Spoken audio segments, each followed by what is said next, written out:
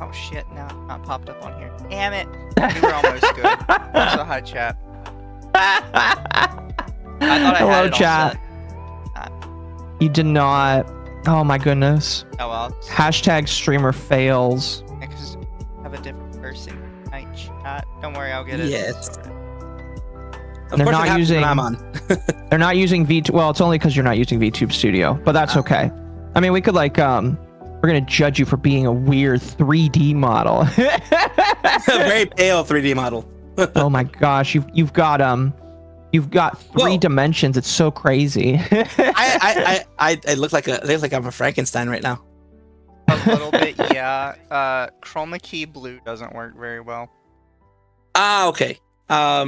Let's see. Which one would work for me? I can make it kind of like a reddish, I guess. I wonder if your that wouldn't work because he's using video.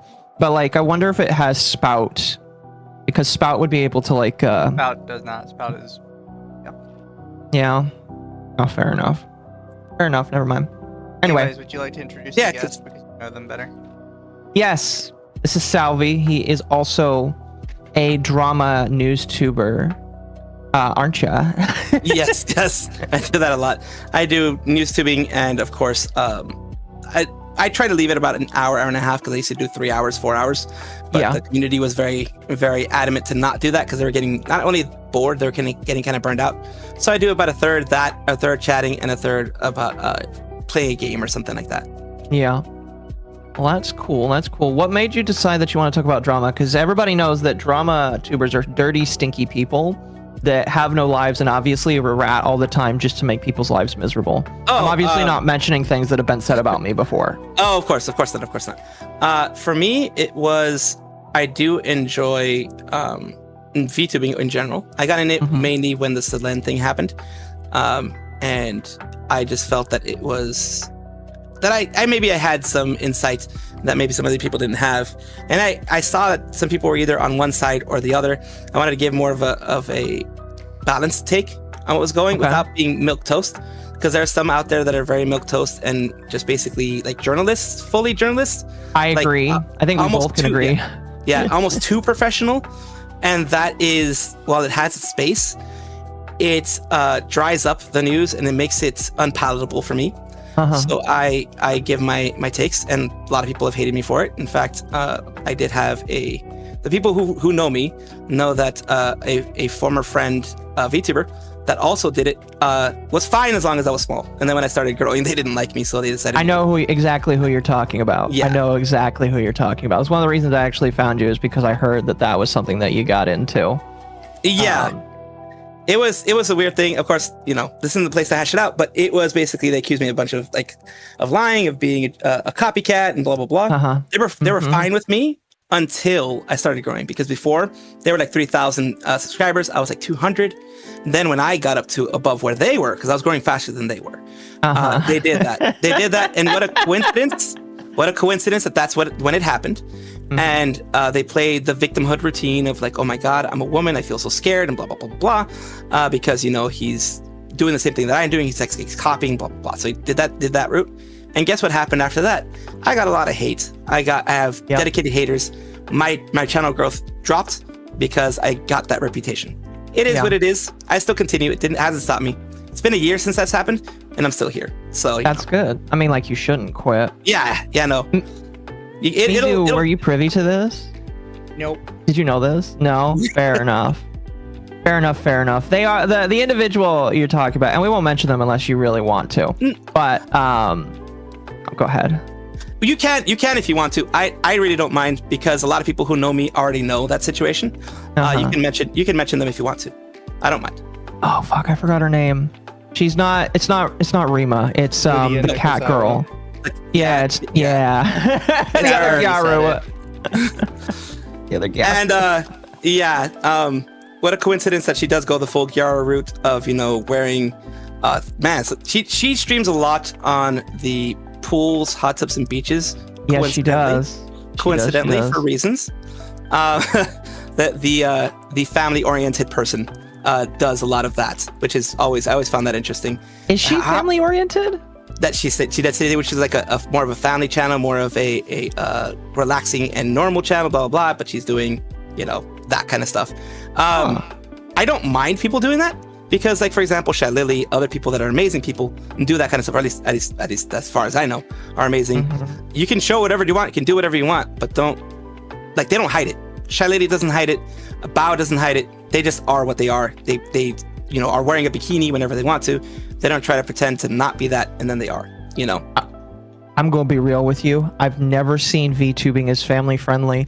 So to hear that Lydia allegedly is trying to be family friendly, that is a first for me.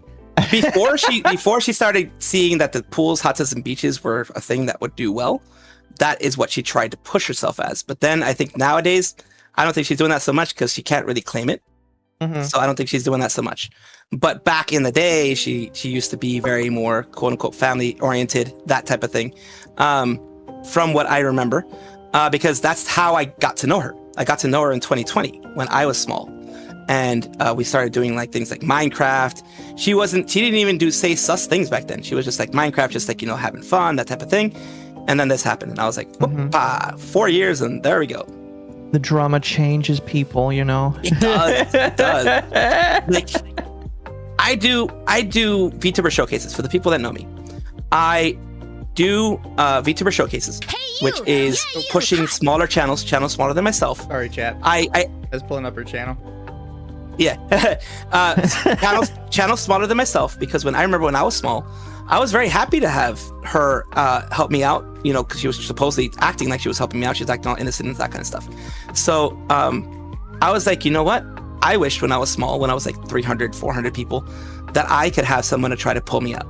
That's what I do now. I go to people that had maybe 100, 200, up to maybe 3, 4K that maybe, you know, aren't well known out there. Maybe they just, you know, had a growth period at one point and aren't well known now. I'll talk about them for like an hour, not an hour, a minute and a half, 2 minutes. Showcase them on my YouTube side. Every single video I do has done that. I have over 760 right now that I've done so far in the last year. That is a lot. Yeah, and I have no plans of stopping. I want to get at least to 1,000 before I stop. Before I think of like slowing down. But yeah, I mean that's one way I wanted to do change. I saw the way I was treated. I saw the negative stuff that happened to me, and I wanted to be some change at least to kind of counteract that. Instead of being a bitter old man and being like, God, fuck the world and all this kind of stuff, I want to be like, well, let me try to make some change. Yeah. And you're a squirrel. Yes, I am a squirrel. You're a squirrel. I always call it Squirrel Kameno Mimi, because people are like, oh my God, you're a furry. I'm like, well, no, a furry would be more like, you know, I'd have like the squirrel face and that kind of thing. That's haram. You're obviously an anime furry, which is much different. It's very different. I will still steal your nuts though. It's very homosexual. Like I said, chat, this is a... Listen, we don't judge here, especially Mizu, but yes, that is extremely homosexual. For chat, I'm a furry, so today I'm a furry, I guess. Oh, goodness, that's hilarious.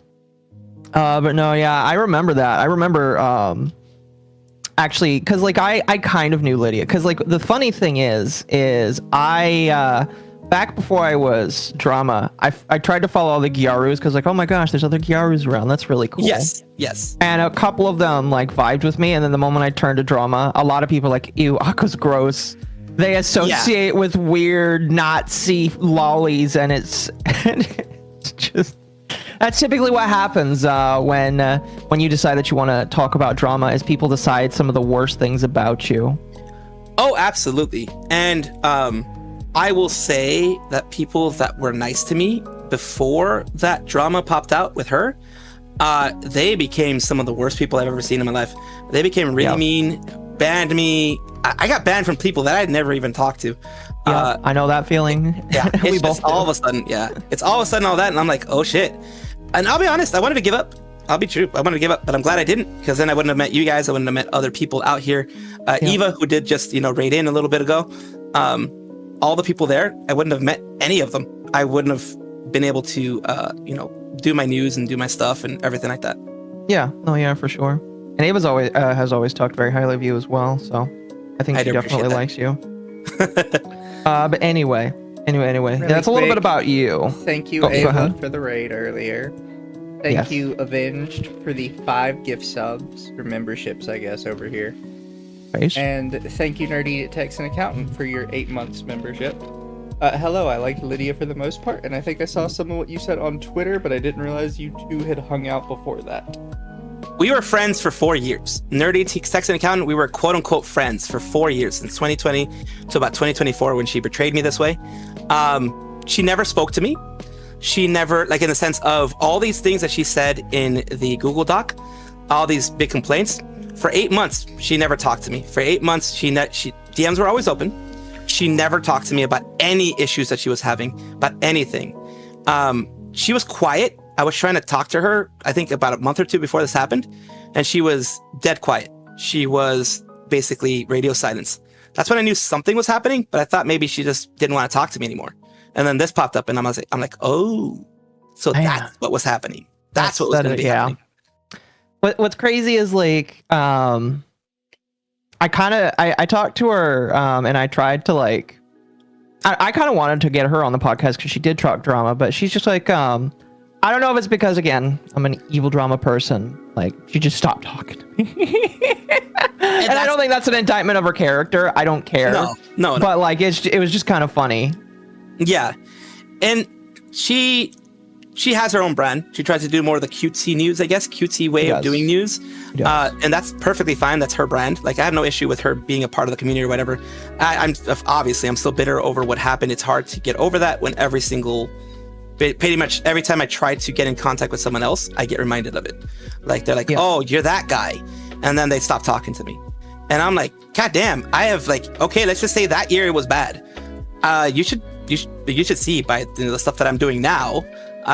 You should notice that things have changed. Things are different. Things are, I'm doing my own thing. She's doing her own thing. But I have learned very quickly that the VTuber community, as we know with other stuff that's happening recently, the big news that's happened recently, it's very insular, very protective of each other, and they will blindly believe things. That is kind of crazy. Yeah, I agree. Blindly believe whatever. They will.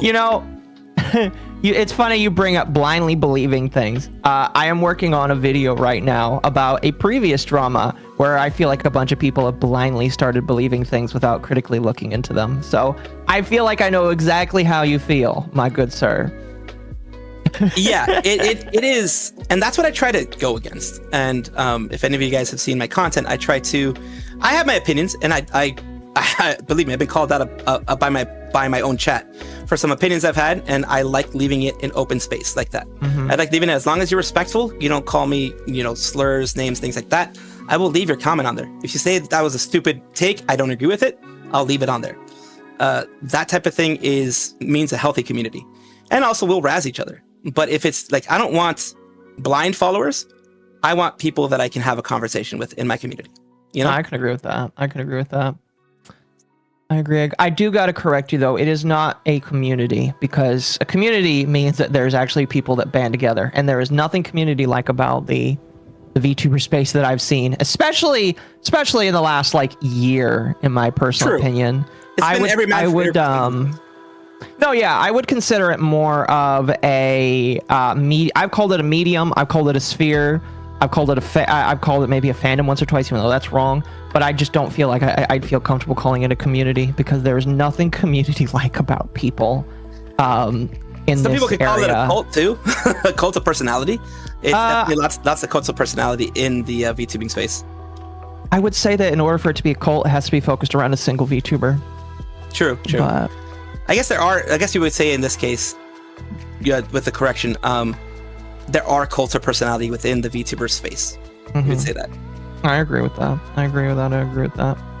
Well, to segue into the main topic today, there definitely was a cult following around the company that is literally, as of today, said that it's closing its doors and no longer existing. And for quite obviously very many years. Really, Mizu, it's been 2, where you and I have both just been talking about how something is coming for VShoujo, and everybody has told me and Mizu, oh, you guys are wrong. It's just fine. It's just some bad apples in the company. Oh, it's just fruit that sucks. It's everything else is fine. And it's just no, I think we've been right about VShoujo this entire time, and now we're starting to see everybody come out and say, "Oh, we always knew VShoujo was horrible." I've been open about chat. I'm like, I drank the Kool-Aid. I'm not gonna lie. I freaking drank that Kool-Aid. Because I don't know, I kind of want to believe the best in people, and there were a lot of people that I trusted at that time that were like, oh, it's great. And even they drank the Kool-Aid too much. Like, for example, Zentraa and others. They're like, yeah, I believe too much. I believe too blindly. And then I was betrayed. And, you know, that's what happened to me. I did want to believe that they weren't like the big bad companies like Nijisanji or others like that or Wactor or Awozu or those. I wanted to believe it wasn't one of those. I feel like it's a little different from just the blind, like, oh my gosh, I always knew that they were wrong, even though months ago some people will be like, oh my gosh, we always love VShoujo. I feel like it's a little bit different because like believing in the better of people is better than just a blind faith, if that kind of makes sense. I did have my doubts about Gunrun overall as a person because he was one of the co-founders of Twitch. I was going to ask, is it because he co-ran Twitch? Yes, he was a co-founder of Twitch in the beginning, and we all know how the majority of the people who ran that were and are now, like Dan Clancy and such. We know the kind of people they hire, pretty much, the kind of personalities they hire. And that made me think, oh, okay, he's probably a venture capitalist type of dude. But even then, they can run good companies. So I didn't expect them to run it to the ground. But I did know that there were some things that were maybe not 100% about Gunrun. But I didn't expect it to go this bad. Okay. Fair enough. I will just say, and I feel like Mizu could probably echo the same thing. The moment that I found out that he was a co-founder of Twitch, I was like, oh yeah, the one day.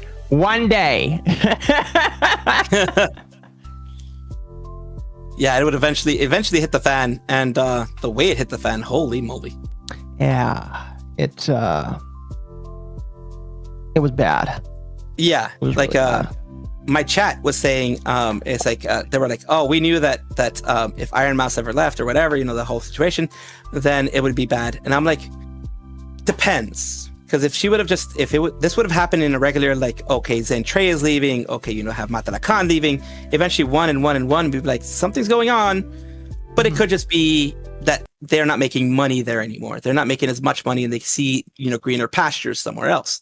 But then the way she dropped the bomb was what got them in such deep trouble right now. Yep. I agree.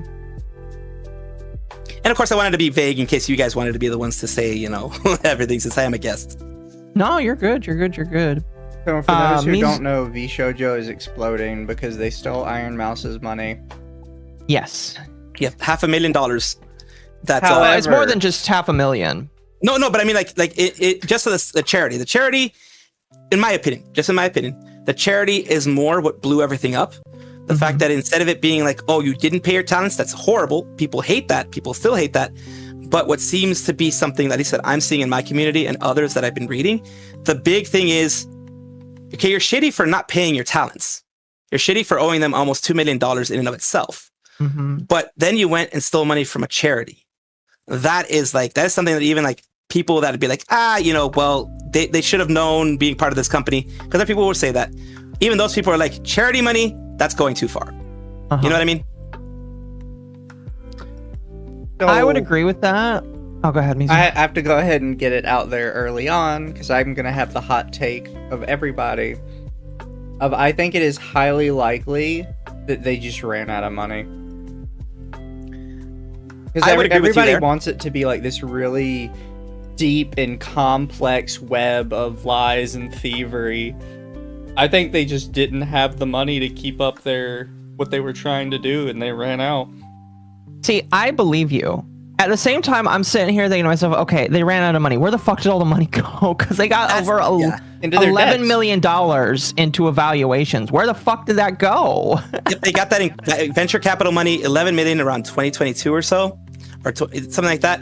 And from what we're learning now, people are saying, like Zentraa and others are saying, somewhere around 2023, she feels that the money ran out then. Because that's when she started having problems with getting paid. That's when she started having problems with all this other stuff.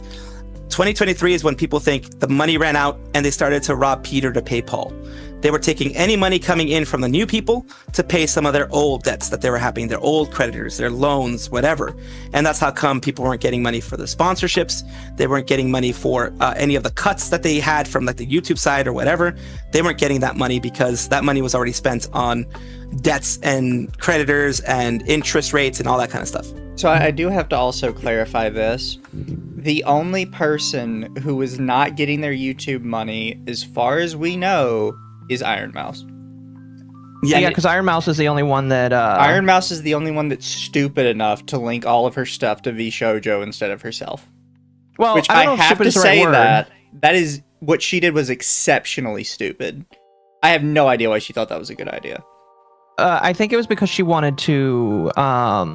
she kept making excuses. Hidden. None of her excuses made any sense. Point blank, none of them make any sense. The excuse I heard was just she wanted to keep her identity hidden because she was afraid or some shit like that. Which her keeping Twitch linked to herself does not affect that at all. She's just really stupid. One thing that I will say, as someone who has received several copyright strikes, actual strikes against my channel, almost trying to get it removed. When you actually go, YouTube is different than Twitch in this way, that YouTube, the way that they have their copyright strike system, in case if you're ever hit by like any big companies or anything like that, in order to fight it, you have to give your legal name, your legal address to the other party. The other party is just no, that's only if you file it through YouTube. If you go to YouTube's, if you go to YouTube's page, they say actually you can have a lawyer contact us instead. That's what you try to do with VShoujo. Basically, you have VShoujo be a legal entity. Instead of it being you're misunderstanding. You don't have to link your money to VShoujo to do that. You physically have a lawyer contact YouTube directly through email or postal mail. You know what I'm wondering? Go ahead. You know what I'm wondering? People alleged that the lawyer for VShoujo wasn't licensed. So do you think that YouTube looked at their lawyer and said, "We don't want this guy"? You think that could have also been the case? YouTube can't make that distinction. That's a distinction for a court. Fair enough. Fair enough. I was just curious if they like had some sort of, because you can look up a lawyer's bar number. Because in order for YouTube to be the platform, to be a forum, as they supposedly are under the DMCA, they have to be impartial when it comes to it. All they have to do is be like, okay, this is what you have to do to get the the law stuff going on. They have to facilitate that and allow people to make this copyright strikes, etc. In order for them to have that protection under the DMCA, from my understanding, they have to basically allow it to be done. Allow anyone. They have a bad system. Everyone knows who has had to have strikes against them, etc. Trolls can do it easily. Other people can do it easily. The issue that I will agree with the Iron Mouse thing is she probably didn't look into it well enough. Because I've looked into it, and I know that all I have to do when I'm making the complaint back is have a lawyer be my go-between, be the one signing all the paperwork, all that kind of stuff, and then they'll send whatever responses directly to the lawyer. When she did all this, which was probably around 2020 or whatever, she didn't know about that, which seems irresponsible. Thinking back on it, just being honest. Of course, she's a victim now, but it's irresponsible to not go through and actually talk to a lawyer when you're trying to do all these legal things. Like, that's how come I know about that. You can do that. You do technically have to have a legal name, etc. But it can be, they even tell you there when you're making your complaint back, because I've had to make several. They say you can have a entity, a lawyer, etc. be your representative in these matters. Because if they're going to represent you in court, you can have that there. But they also give you the option of doing it yourself. But like I said, people who don't know to go and search for that will think, hey, a company, what better than a company to protect me? So in hindsight being 2020, it was a really, really stupid decision for her to do this. But again, hindsight. Also, here's my question. I'm gonna throw this out here because I want to front load all of my controversy so then we can ignore it for the rest of the time. I've said before in the past, and again, I want to clarify this. Nobody's defending VShoujo here. $500,000 went missing. Like, I always hate it when people are like, okay, so you're defending VShoujo by asking questions about everybody else. No, VShoujo's admittedly just like a shitheel. But you can have two villains in a story, even if one villain hurt the other villain. That's just how that works. I'm sorry. It's something you have to acknowledge. Not everybody can think of that. I have always had a oddly bad feeling about Iron Mouse for some reason. And I will say, since all of this happened, just one of my gut feelings. There's nothing to it. I'm telling you, it's just a gut feeling. And since this has happened, she has gone live in a stream and told people not to ask questions and not to look into it.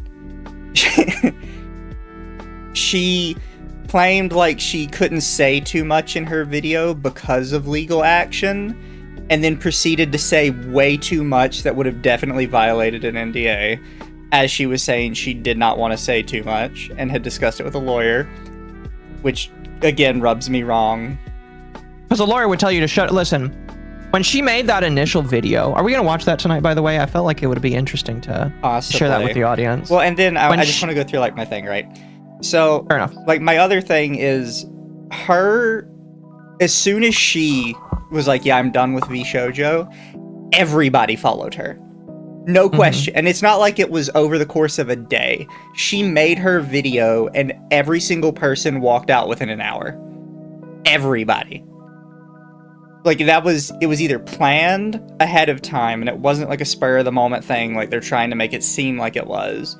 Which it's okay to have a planned walkout. You could say that. You could say like we've all talked together, we all realized we're getting screwed and we did a planned walkout. That's fine. People do that all the time. That's how That's what strikes are. Yeah, that's what strikes were originally were. That's what unions used to be. Planned walkouts are cool, but they're trying to act like this whole thing was spur of the moment for each of them. I don't think that's true. As Azahara says in the chat right now, I do remember specifically because he said, some people were already thinking of leaving. I remember Kuro in his statement, he said he'd already had this planned for a month, like over a month, of that he was already trying to get things out. He just didn't he was waiting for the finality of the negotiations that were going on so his contract can actually be written off. When it came to people like Keisan and others, they hadn't been paid for a while. So they were already in negotiations from what I've heard. They were already in kind of like having their people talk to, VShoujo's people and trying to get out any way that they could. Now, I do understand a lot of them were under strict contracts and the contracts were actually pretty heavy-handed from what I understand in making it so that they can't just leave like that. Most contracts, though, if you're smart and you actually have a lawyer, you'll have an exit ramp, which basically means... That's something I have to address. So I think Silvervale fucked everybody who was staying in VShoujo. Because Silvervale did a 5-hour stream where she talked about everything she knew. And I kind of wanted to do this in order later to get all the facts out, but fuck it. We'll do it now because it's relevant. Two of the big things she said was that when she left, she went to basically every single person in the company to tell them that the money was not being paid out and they did not have money to pay her out as she was leaving. Wait. So in 2023, she came and told people, hey, there's no money? She said that she tried to tell everybody that there was no money, and the way she phrased it was that certain people just would not listen to her. So you're telling me that she just outed that everybody knew there was no money, and yet they all decided to stay? They decided that they just wouldn't believe her. Basically, here's the main reason why what Mizu is saying is true. As if you believe Silvervale, because there are people who don't and that kind of stuff. But just taking everything that she says at face value, what she had said prior to that was that the company was a place where they pitted everybody against each other. They shit talked everybody to each other. So for example, they were saying, Silvervale's a big problem. Silver is going to be a problem to you. Let's say that they were saying that to Zentraa or saying that to Iron Mouse or saying that to others. This person's a problem because they knew that she was going to be talking. So when she eventually went to everyone and was like, check your bank accounts, check your money. There's nothing coming in. I haven't received anything from Iron Vertex. I haven't received anything from the Smite collab. I haven't received anything from them at all. Check your bank accounts, check your money. There's nothing there. And because of the fact that the well was poisoned, from what I understand, a lot of people didn't believe her. A lot of people were like, "Oh, you're just trying to cause shit again. You're just trying to cause drama again. You're trying to cause problems again." I do have to say this before we get too far off track. The reason I mentioned Silvervale was she also admits in her stream that all of them do have an exit clause, specifically because she forced them to add an exit clause and got everybody to sign it. That's interesting. That's a good thing she did, because like I was saying originally, every good I've been a contractor for a long time. Every good contract, every contract that I negotiate has an exit clause in case of reputational harm from the company. The company does something stupid. The company does something that will put me in a legal quandary, a legal place. I have the immediate right to exit that without any kind of a penalty or anything immediately, as soon as I see that it is no longer beneficial to me. And same thing with them. If they feel that I'm doing something legally that would affect them, they can do the same thing. Any good lawyer would tell you to put one of those things in your contract. Yeah. And I do want to read this like word for word, so there's no like nobody saying I'm taking Silvervale out of context. Oh, you know they will. You know they will. Her quote: "Before I left, I reached out to all talents that would listen and warned as many people as I could. I told them to check their payments. But I could never warn anyone publicly. I was afraid. VShoujo had so much power and sway, and I was terrified." Oh yeah, and one thing that she did a pretty good job of setting that up before she got to that point, letting people know the background of it before. I think she had a very good prepared statement. I think she had it all prepared, kind of at these bullet points, because the way she chronologically went over it was really trying to prepare people for believing that part. What she said before is, in regards to that, was that she had dealt with them before, dealt with all that thing, and darn it, I just lost track. I do that a little bit. I'm sorry. Oh, you're fine. You're fine. But in that whole point, she did set everything up. She went through all the things that they did. The one point that I didn't want to get to that I finally remembered was that she said one time before she left, she was not feeling good. She was feeling stressed out, as happens as a VTuber, human being, whatever. And she told her community in her Discord, I'm feeling stressed. I may not be able to stream. What she claims was that a lawyer from VShoujo contacted her, said, "If you let anyone know or even give an inkling that you're leaving the company, we will sue you." Just for saying that she was going to be taking a break because she felt stressed. It was admittedly before she was going to leave, but she didn't say, "I'm going to be leaving. I'm tired of this company." She just said, "I'm stressed. I'm going to take a break." And they threatened to sue her for that, according to her. Right. Also, I want to clarify for chat. Everybody that matters was there when Silvervale left. Yes. Because everybody kind of wants to start talking about like the little people in the back room who really didn't get much attention. And no hate to them. I'm just saying they really didn't get that much attention. The people that mattered that left were basically Iron Mouse, Zentraa, Aeson. I would say Hinya matters, but she was kind of separate from all the drama. She's doing her own thing. She's just being a teapot, doing her own little thing. Yeah, and yeah, Melody. even today she still does it. And all of them were there except for Hinya when Silvervale left. Every single one of them. And they are the biggest, loudest, most vocal supporters of VShoujo through their entire history. Up until the last couple weeks. Like, they're claiming that, that's another problem I had with some of this stuff, is they're like, okay, no, we were planning to leave at the end of this month. We've kind of known this for like a few months now. You were shilling it like as recently as last week for how good the business was. Wait, who? And what did they do? K-san. What did she... Wow. Well, K-san has officially come out and said, "I was a fool." She straight out said, "I was an idiot. And she says this, she said, like, I shilled for you. I pushed for you. People who trusted me, people who looked up to me, went to you and tried to join you because of me shilling for you." But she said that after she started getting called out. No, yeah. She deleted so many tweets today. And blocked you afterwards. That was really funny. No, not just the tweets she sent me. She sent tweets to a ton of people and deleted, like, literally dozens and dozens of tweets. Because she just kept saying stuff that was just wrong based on what other people have said. And to be honest, she does deserve to be called out like she was. I'm not saying any harassment or anything is deserved, but she was strongly drinking the Kool-Aid. She was suckling on the teats for a while. And so were a lot of people. Like I said, I drank the Kool-Aid. I thought it was a great company because of course I don't know anything about the background. I would say it's different between you and her though. Yeah.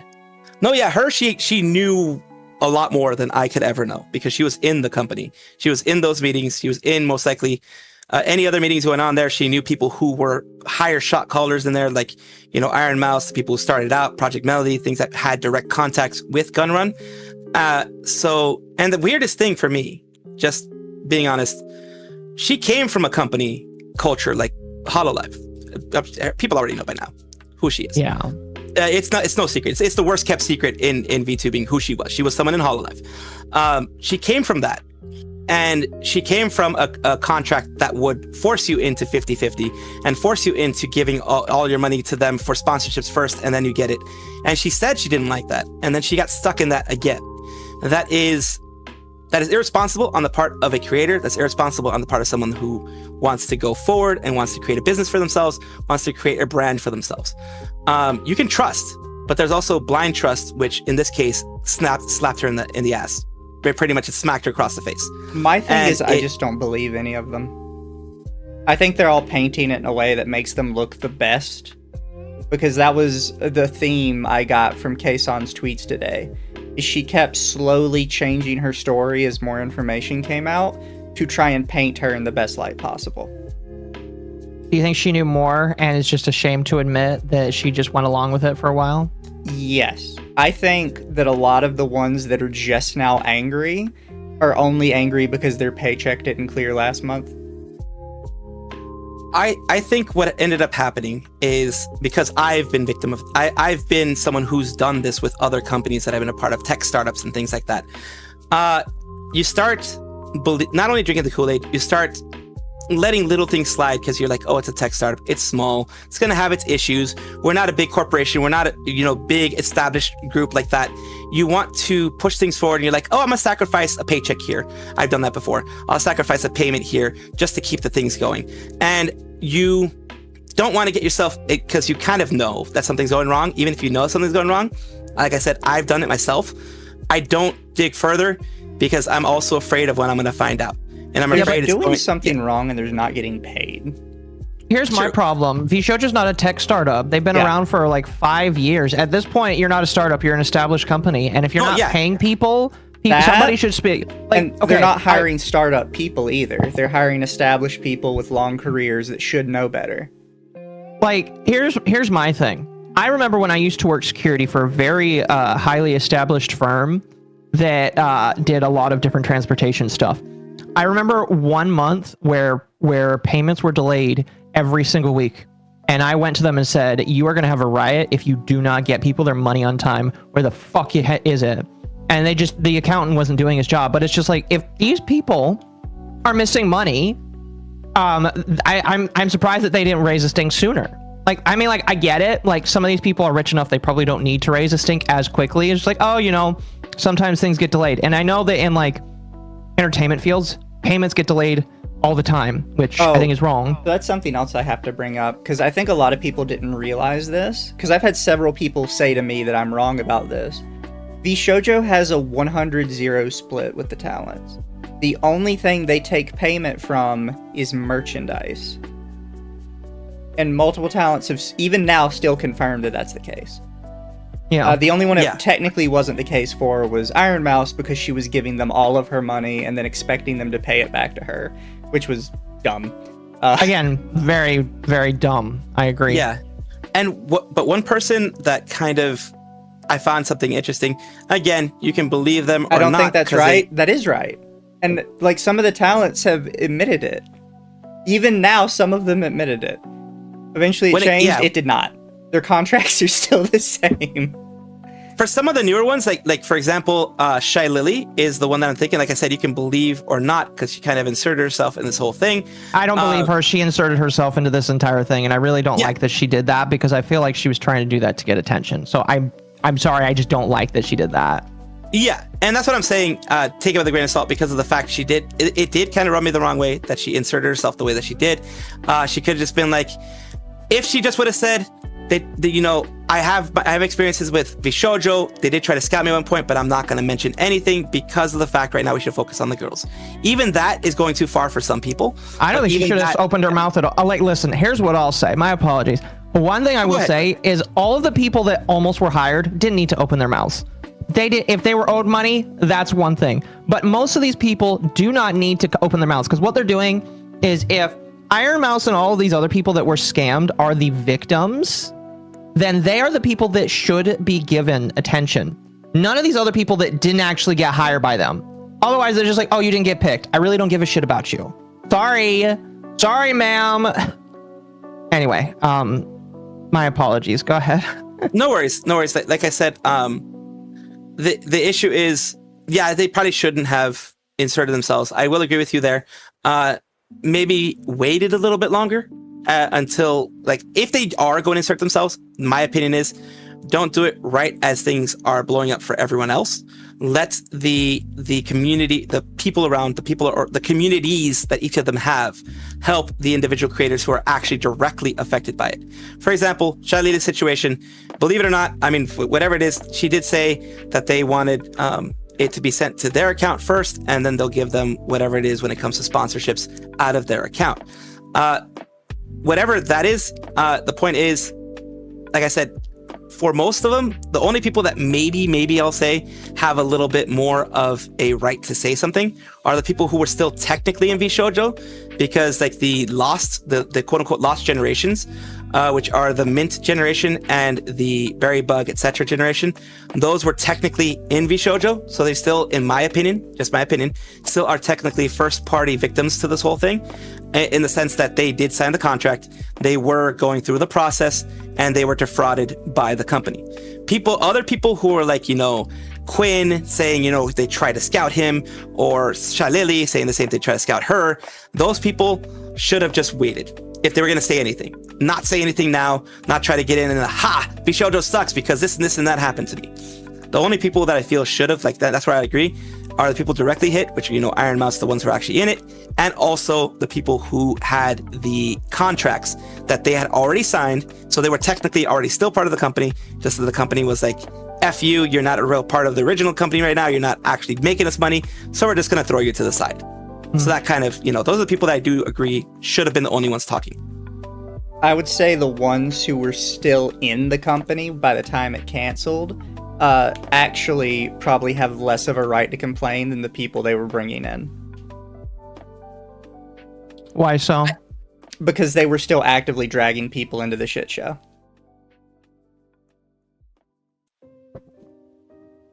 I can see that argument, but what I would say is that is with the assumption that they were doing it knowing that the company was floundering, or that the company was going to be taking money from them and paying them, and, you know, doing shady things like that.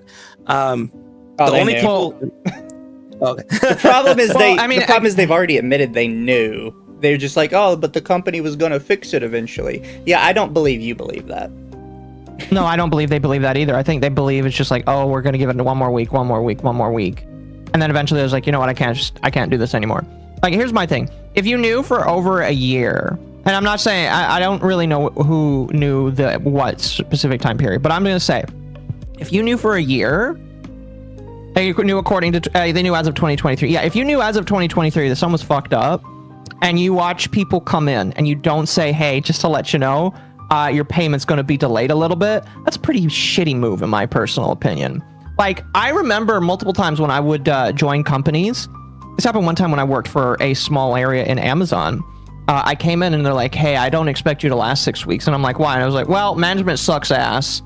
And they don't, they have issues with X, Y, and Z. And I was just like, oh dear, I hope you're lying to me. And then the company shut down 6 weeks later. Yeah. So chat's bringing up a lot of kind of what my point is there's a lot of reasons why they did what they did. Most of them are just kind of useless excuses. Because at some point it's like, you're an adult. Some of you are like 40-year-old women who have long histories in this field. and make way more money than I've ever seen in my life. And you're going to sit here and look me dead in the eye and say, yeah, I didn't know what I was doing. No, shut up. I don't buy it. And even if I did buy it, like, that doesn't excuse you. Yeah, at the very least, that's negligence. Yeah. Yeah. And I think a lot of them are trying to push away really quickly, because I think some of them might have their stuff tied up more in VShoujo than they'd like to admit. I think Mouse is a good example. And I'm not saying Mouse did anything wrong other than be stupid, but the problem is, by being stupid, she has permanently, like, tied her finances to this company in a way I don't think is as easily separable as she wants it to be. I don't think it's as easily separable as anybody wants it to be. Because you have been actively sending the company 100% of your paycheck for years, and then just expecting them to pay you back.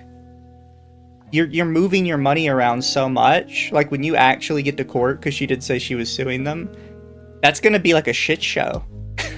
Yeah, you're going to need, like, forensic accounting. You're going to need a lot of stuff. And the thing is, I am almost 100% sure she's not going to see a darn penny. No, I don't think any of them will. Yeah, I don't think any of them will at this point, because it's just, the fact is, since at least 2023, they've been in the red. Yeah, deeply in the red. We have that leak that did happen, which is why people know that there's a lot of money that was owed. There was a leak, I don't know if you guys were going to talk about it at some point, of someone that was going to be buying VShoujo, and all VShoujo had asked of them is to give them around $2 million to pay the talents and their debts. That's what they had said in the messages sent to that person. I remember that, yeah. And that means that there's at least $2 million that they owe, at least. Now, I don't trust VShoujo in them saying that was for the talents and the debts. I think that's just pure debt, pure loans. And they were saying the talents to make it sound kind of better, to give them a chance to possibly be bought. Because they're like, oh, well, at least the money that's going to go in there is going to be paying the people who are working for you. I think it's mainly debts, their creditors. And then maybe later on, when they got money, they were going to try to pay the talents. So that was, that's the thing. That's another thing. Somebody mentioned the assets. VShoujo likely doesn't have any assets. It doesn't. First, it was a primarily digital-only company. All of the talents kept all their IPs and supplied all their workstations. VShoujo likely doesn't have anything. It's just like, so what assets are they? Because that's the other thing that sucks. What assets do you have to make up $2 million? Exactly. It's like when it comes time for them to file a Chapter 7. That's the one where you liquidate all your assets, right? Yeah, it was. I remember now. So when they file their Chapter 7 and say, we got no more money, there really isn't a whole lot that you can take. You can take the brand. You can take whatever merch is left, but that's just not really going to be worth anything. VShoujo as a brand is now worth less. It's like Creator Clash. Nobody wants that shit around them anymore. It's like, it's like toxic to the touch. So they don't even have merch. Merch was made to order. Yeah. Oh, was it really? Yeah, it was made to order. Oh. Almost all their merch was made to order. That's kind of smart and dumb on their part, I guess. And anything that's currently like in existence just hasn't been shipped out yet, but it's already spoken for. Yeah, like Kenya says that her anniversary merch has not been sent out yet either. So a lot of it was made to order, and it's most of it. Even the fans are most likely not going to see their stuff. Fair enough. If it hasn't been sent out yet, it probably won't be sent out at all. And then it's not just the talents, because Iron Mouse mentioned it in her thing. They haven't paid any of the artists for who knows how long. No. Yeah, anybody that was making stuff for them. Here's the other part that really sucks, and this is something that is, I don't think that these people are going to get paid, period. And the reason why is none of them are employees of VShoujo. This is something that, what's his name? Legal Mindset talked about during his first initial stream on this. Contract employees are the last people to get paid when situations like this happened. Yeah. Which is partially why they are contract employees. I believe that. I think LM believes that as well. But contract employees aren't a priority at the company because they're not part of the company. They are just contracted to fulfill certain obligations for the company. So what's going to end up happening is, if there is anything to squeeze out of whatever's left, it's going to be paid to the people that actually are owed money, that are paid employees that have insurance and stake in the company. Then after that, it's going to go toward, it's going to go to whatever debtors they have first. Then it's going to go to the employees. And then whatever's left over, which nothing will be left over, will go to the talents, which, by the way, nothing's going to go. They're just going to be SOL. That's the unfortunate, sad part. Yeah. Now, to be completely honest with you, it really sucks losing money. I hope I know at least a few of them are in decent standing. Because I know. I think all of them are in good standing. You think all of them are going to be able to survive this? You think so? Well, for instance, Hinya was one of the newest ones who publicly spoke out, right? Mm-hmm. And when she gave her speech, I don't know if people paid attention to it, but all she said regards to money was, "I have not been paid for the merch." She specified merch. Mm-hmm. So up to at least her in contracts, they were still doing the you only get paid for merch type contracts. I'm pretty sure they keep all their YouTube and Twitch money. And while for us, it is important to have multiple avenues of revenue, for them, the Twitch stuff is literally making millions of dollars. Fair enough. Oh, yeah. For that, yeah, in that spot, fair. I think Iron Mouse is probably one of the only ones, if not the only one, that's just like had tied all of her finances to the company. Yeah. And if that's the case, yeah, that she'll probably be the only one. We don't know. I don't know if anybody else is like done that. But if the only ways of money that they are owed is from stuff like that, then I think most of them are probably going to be all right, because they do make money from other sources. Isn't it possible the courts, given the evidence, could deny them filing for bankruptcy? No. Because they don't have money. Bankruptcy is based on how much money you have. Even if you committed a crime, you don't have money anymore. Yeah, you can't be denied bankruptcy just because of what happened. That's what bankruptcy is for. Yeah, it's to solve the insolvency of a company, basically, to try to get them, depending on the chapter you use, either to try to get them on track, or to, at the very least, get some money to the creditors, which are the banks, the loan operatives, etc., in order to get them some of the money recovered from that they put into it. The investors and the in this case the contractors are going to be one of the last to get paid, if anything gets happened. Yeah. Courts can't block that. No, not only can courts not block that, I think it's like a right that you just have if you absolutely need it. Even as a company, you do have that. Yeah, it's one of the things that you are owed if you are in that dire strait. I do have no, because I think it's all sort of related. So I do have 3 predictions, right, for what's going to happen over the next couple of weeks. The first one is all of the VShoujo girls that recently left, that were up there till the end, are going to start pulling the Donald Trump Epstein document thing and be like, VShoujo? What's a VShoujo? Like, that's ancient history. They're already gone. We don't need to ask questions about that. They're finished. Mm-hmm. I predict they're going to start doing that. Okay. The second thing is I definitely predict VShoujo is just filing for bankruptcy. I think that's kind of a given. I think everybody acknowledges that.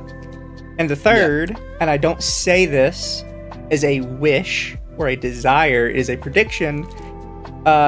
Typically, when you are in this much debt and your life work is ruined to this degree, the CEO winds up upside down in a pool somewhere. Seeing the way that Gunrun is, look, I'm just going to be honest with you. I see Gunrun as a seedy little snake, as a little rat that will go into another hole to try to figure out a way to make himself some money again.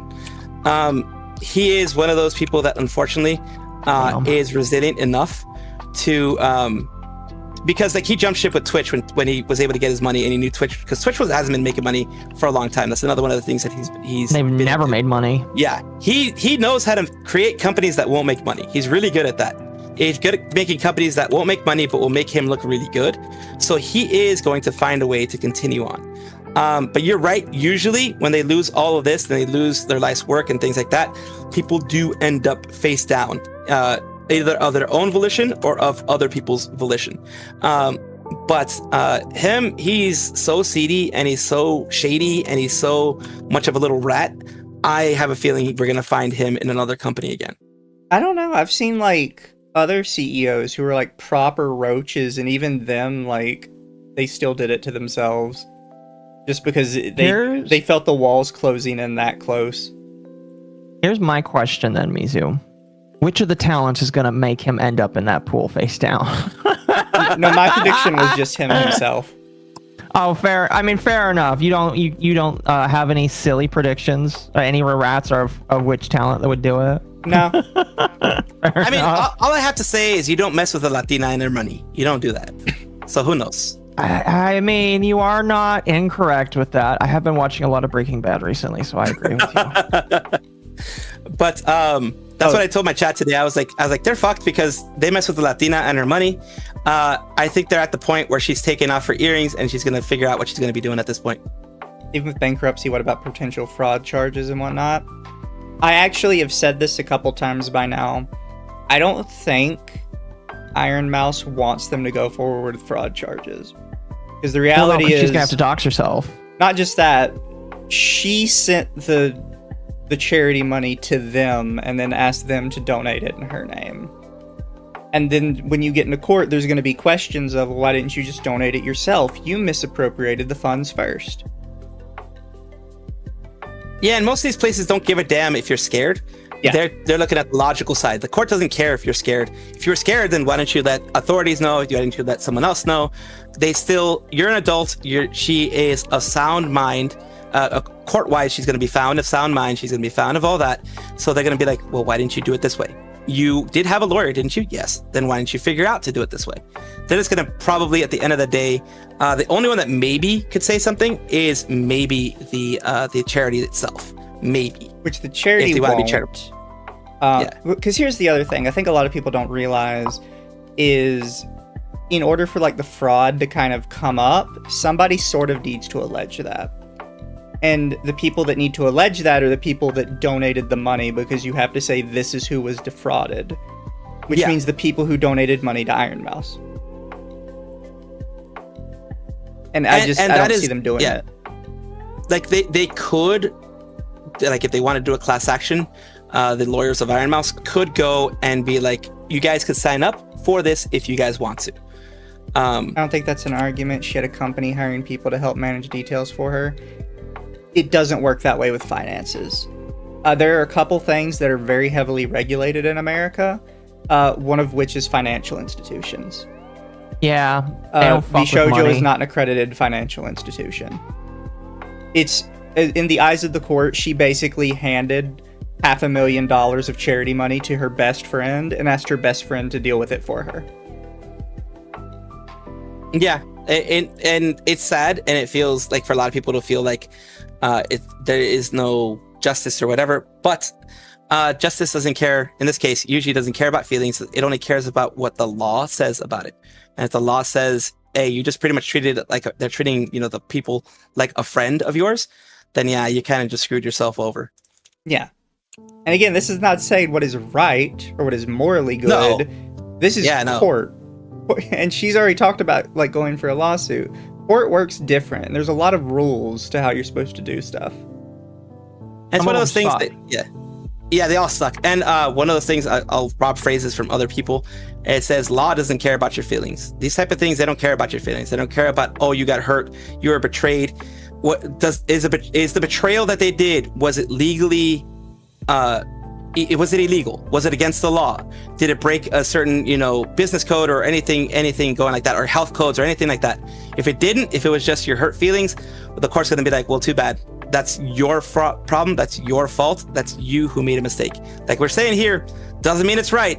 I freaking wish that every single person can get their money back, and the foundation can get the money that was owed to them, that should have gone to them. But the court may decide something else. And also depends on how good the lawyers are on each side. You could be 100% on the right, but the other side have a way better lawyer and be able to price you out of continuing, and you're fucked. You've lost. Yeah. I will also say I have to clarify a couple things, and I hate that people make me defend VShoujo, because I am on record as a VShoujo hater since day one before any of this happened. I've never liked their company. But people just started like saying shit when this happened that is just blatantly wrong at like every turn. So one of them I wanted to bring up is this Sea Dog thing. Oh gosh, he said a lot of things recently too. Yeah, so he was on. This is just a still from his stream. This is not his stream. Where he was talking about when they did these. They got these advertisement pillars. And instead of translating this page to English, he just decided to like wing it in Japanese, even though he doesn't really know Japanese well. He's a filthy British man. So he came up with the idea that VShoujo was paying per pillar in this place 40 million yen. And they bought 4 pillars. So he was basically saying... And then people took him at his word for it, too. Yeah, he's basically saying they spent 160 million yen on this. So for a singular pillar in this place, which he is saying cost you 40 million yen, cost 2 million yen. Which in American dollars is about like 9,000 bucks. It's still expensive.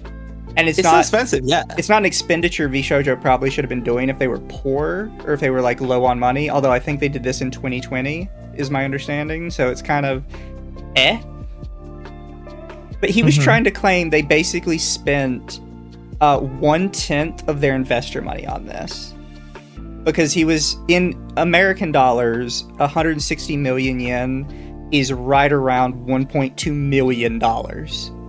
Yeah. In reality, they probably spent like 75K, which is a lot to a normal person, but 75K and 1.2 million, kind of a small jump. That is kind of a small jump. And yeah, the thing that really sucks is a lot of people saw that number and hopped on it and started reporting on it as fact. And I feel like it massively misled a lot of people about just how much money was spent. It's just like, Connor, listen, I get that Miles is your friend, but shut up if you don't know what you're talking about, because it's very obvious he didn't. Yeah. So see, this is the man, by the way, that was like such an expert in Japan that he had to tell Ludwig not to do things to get them in trouble. So I'm kind of surprised that he doesn't know as much as he drags himself around to be. Yeah, so I always hate to shill myself, chat, but here was my tweet I made about it. This picture I have here that says 1.3 million yen and then 684,000 yen, this is on that same page he was looking at. Oh my gosh. If he would have scrolled down like 2 ticks more, he would have seen this.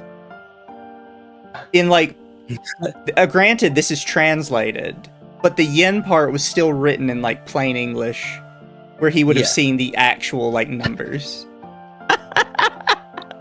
So if he didn't try to act like a Giga Chad and translate from Japanese, he would have like read this and it would have been correct. Yes, if he would have scrolled down like 2 inches, he would have actually seen the numbers written out plainly.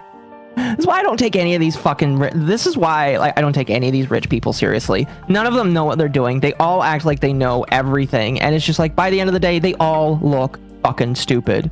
And what sucks is, again, a lot of people just believed what he said as fact, and it's just like, why the fuck do you guys listen to this man? Yeah. Why? It's one of those things like, I don't want to defend VShoujo, but you guys are just saying stuff and then expecting like nobody to call you on it. Like, you still can't just lie about it. It just makes stuff up. And that one just annoyed me because it was so obvious, and there's like literally 20 different community notes on everybody who said it, but not a single person has actually corrected themselves. It's one of those things where when you have somebody that you know is evil, like we'll just take some random person that's evil, and then somebody decides to add something in to poison the water, like, oh, that person's also a pedophile, and I'm just like, listen, there are a lot of things, but you can't call them that because there's no evidence to support it. So can you please like stick to something that I know can actually stick to them and not make the entire fucking conversation invalid by including a bunch of shit that doesn't matter? That's exactly what this is. It's poisoning the well. It might be not intentional, but he is still poisoning the well.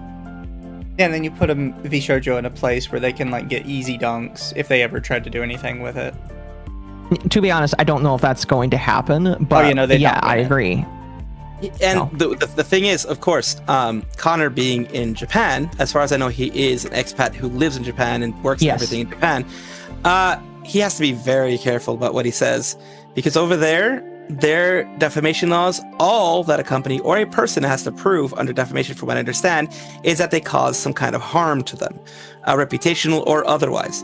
It could be monetary, it could not be monetary, but unless it is in the public interest, for example, let's say I consider myself a journalist and I say certain things to report on what someone has been accused of in the court of law. I can say he's been accused of this, etc., etc. Person can't come after me for defamation because I'm doing it in the public interest. He can claim he's doing it in the public interest, but his community is more insular. It's not the public. It's not the direct public associated with, the person, because, VShoujo does have a Japanese office. They could say that still is affecting their Japanese office. They can still try to get him for some kind of defamation or slander or whatever it is.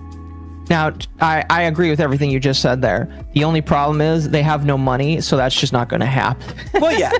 I mean, and one victim that we didn't talk about yet, but because it sounds like making the JP side a victim. From everything we've seen and everything that has been, because I mean, the only person who had the balls from VShoujo to show their face, well, they showed a GIF or an avatar. They showed their face, basically, yeah. Yeah, basically, was the JP CEO or the executive manager, because I mean, CEO, the only real CEO is the one from there, but they call him the JP CEO of VShoujo JP. He went on to Case on Stream for 30 minutes, got screamed at and reamed on and everything like that. But he was like, one thing he did say that some people did catch up on. We were told everything was good over here. We were shown numbers that things were okay. We asked, our people, because they have VShoujo Nova, they had Nazuna at one point. Henya's still part of JP technically, and so is Keisan part of JP technically. It's like, are our people going to get paid? Are these things going to go through? Are the numbers good? And they're on their side, since they don't have the full access to all the numbers, they just know what's being put through. They're like, yeah, everything's fine. You're going to get paid. Everything's going to be fine. Don't worry about it. It may be delayed a little bit, but don't worry about it. Your people are going to get paid. And the JP guy, it seems like he didn't really have much power in the company. He just was JP CEO in name only. Well, go ahead. Oh, sorry. I was just going to say, he's not a CEO. He's basically like the branch manager. Exactly. He's basically like the Michael Scott of the area. His technical title is JP CEO, but he's more like an executive manager, branch manager of that side. Kind of like the way that I've explained it to my community is, look at a big company like Cover Corporation. They have their main CEO, which is Yago, and they have their branch manager underneath, someone that manages Hololive ID, Hololive EN, Hololive JP, and also HoloStars and their JB and EN. They each have their managers for their branches, because they have so much that they can't have one person control everything. So that's pretty much what it is there. VShoujo's like Cover Corporation, VShoujo JP is like Hololive JP. And it's basically like that. They have their ways of managing it. But technically, you can still call them CEO without actually being, the CEO of everything. Mm-hmm. Yeah. No, you are correct that he is one of the only non-talents. I guess now, besides Gunrun, because Gunrun basically came out and said, bye-bye, guys. That actually said something. Yeah. No, there's the, so this is, I might as well go ahead and hit into this one, because it's a decent enough segue. Is one of the guys who left the other month, Mutindu? I remember, yeah. Has been talking a lot of smack. And now people are immediately starting to swing back at him. Because here's kind of something else that needs to be said, is when you have a large group of people in a company, you kind of stop losing the ability to just claim that it was just Gunrun, right? Yeah. There has to be multiple people somewhat involved in this. And personally, I believe several of the talents were involved in it, though they'll never admit it. I can see that. I just don't have any evidence, so I would keep my mouth shut on who I thought it would be. Yes. But some of the people that quit VShoujo earlier the month before, probably were at least somewhat involved in this as well. And a lot of them are trying to kind of get away with it using this NDA thing. And actually, by the way, just so everybody is clear on this, and I made a tweet saying this as well, everybody in VShoujo, before they said the company was dissolving, broke their NDA. They could sit here and they could pretend that they're stuck under an NDA, but when you make a tweet that says, by the way, I'm under an NDA, so I can't tell you how much they weren't paying me, know that it's an NDA does not go to a specific number amount. Well, you can't just come out with all this other information. Yeah, you can't come out with all this other information and then say, oh, by the way, I don't want to tell you how much money I'm owed. You can't do that. Yeah, so everybody trying to hide behind an NDA was already kind of lying a little bit, or they're just stupid, and they don't actually know how they work. Well, I don't think people want to admit just how much money they're owed and just how much money they actually have. Yeah, well, and it's just like, I don't care if you're like a mega millionaire and you can survive for multiple years, because that's what it sounds like a couple of them can probably do. And if you're owed money, yeah, go get that money. I'm not going to cry for you. I mean, is it like the fact that some of them think that they're going to get made fun of because they're all millionaires, and it's like, oh, who cares about your millionaire making your money? It's like, who cares? Tell the people that you're owed money. I don't care. Yeah, so, I mean, it's the principle of the matter at that point that you are not paid for a service that you did provide the company.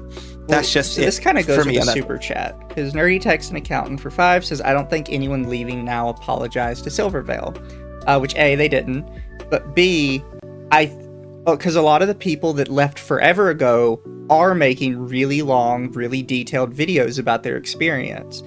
People that just left the other day are being really hush-hush, or they're saying a lot of stuff and then taking it back. Which is why I think a lot of the ones who stayed are kind of fibbing themselves a little bit. You think so? I think they wanted to use the excuse of the NDA so they could be like, oh, I can't talk about all this backroom stuff because, NDA. But now that VShoujo said they're dissolving and all of their communities are saying, oh, we're so excited, the NDAs aren't going to be a thing anymore, so you're going to be able to tell all of it. I can picture almost every single one of them sitting in their room like, yay.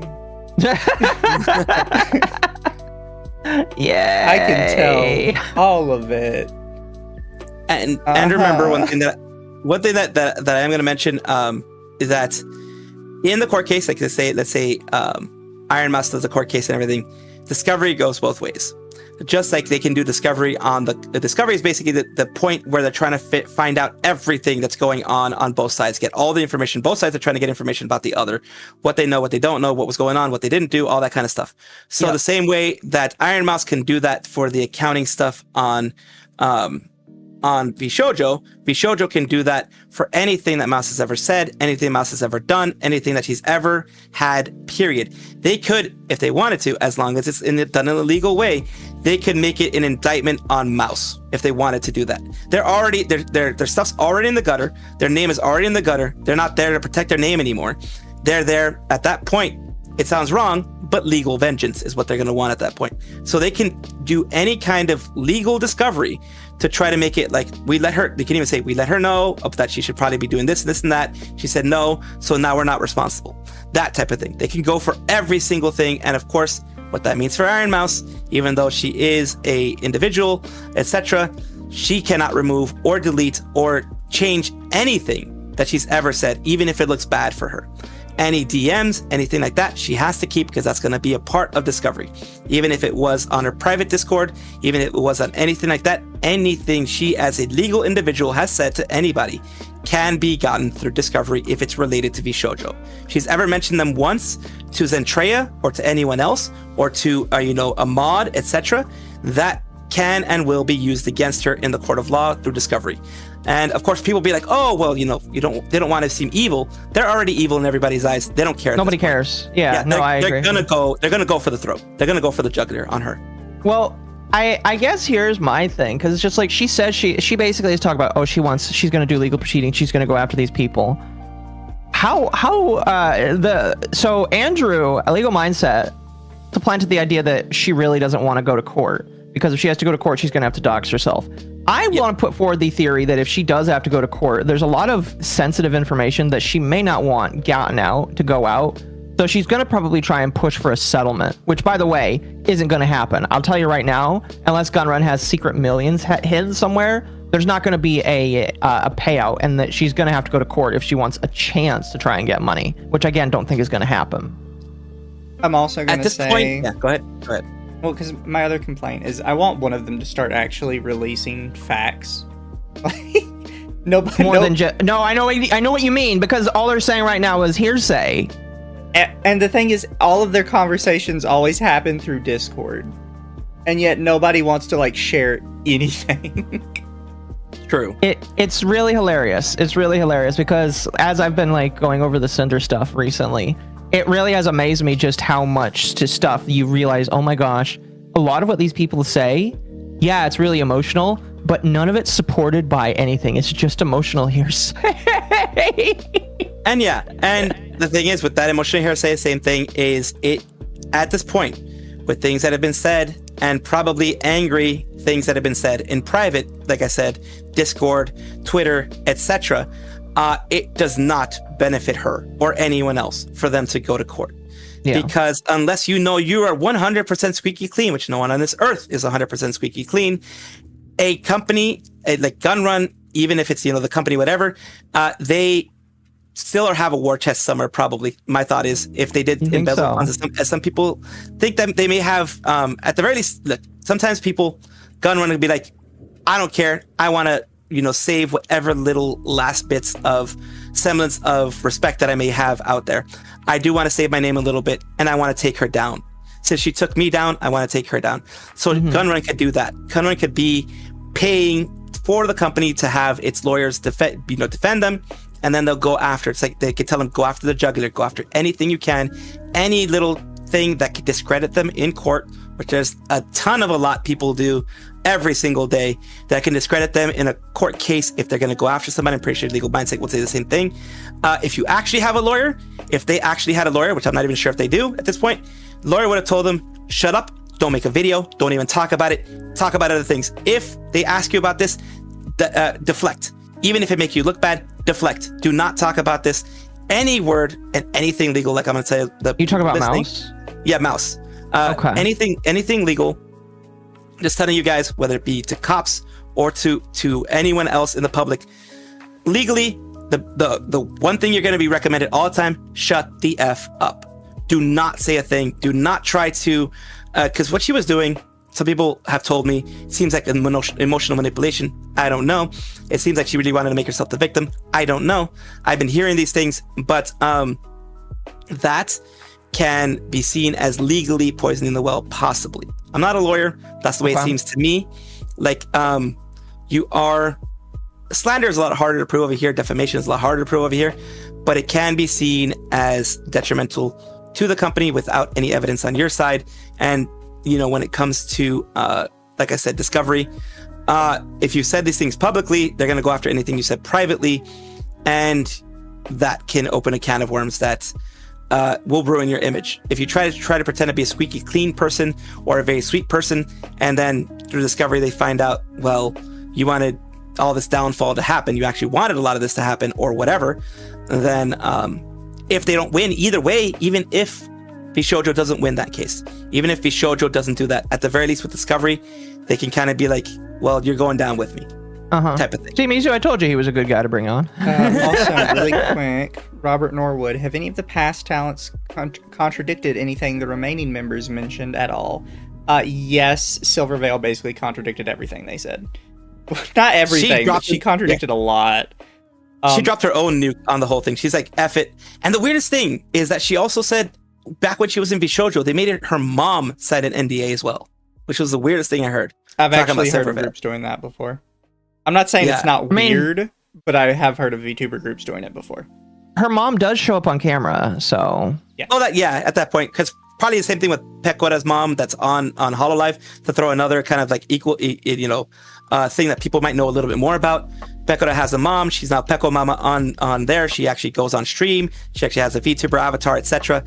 They probably made her sign an NDA too. Even though she's not technically a member or an employee, she's working with an employee with them. She's being there, etc. So you're right. They probably do make her sign those things. Yeah. I've seen way too much art of Peko Mama. It's insane. And I wasn't even looking for it sometimes. Oh, she's popular. Oof. She is, and I think that if I was Pekora, I'd be a little bit jealous. Pekora always acts like a brat when she's on. She's like, oh my god, because her streams will go from maybe 50K usually watched. Pekora Mama is usually 120 to 150K people watching at the same time. It's insane.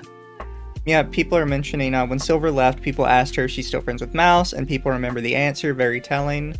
I've always found it interesting how Silverveil is somewhat like me in that she's very specific with how she words things.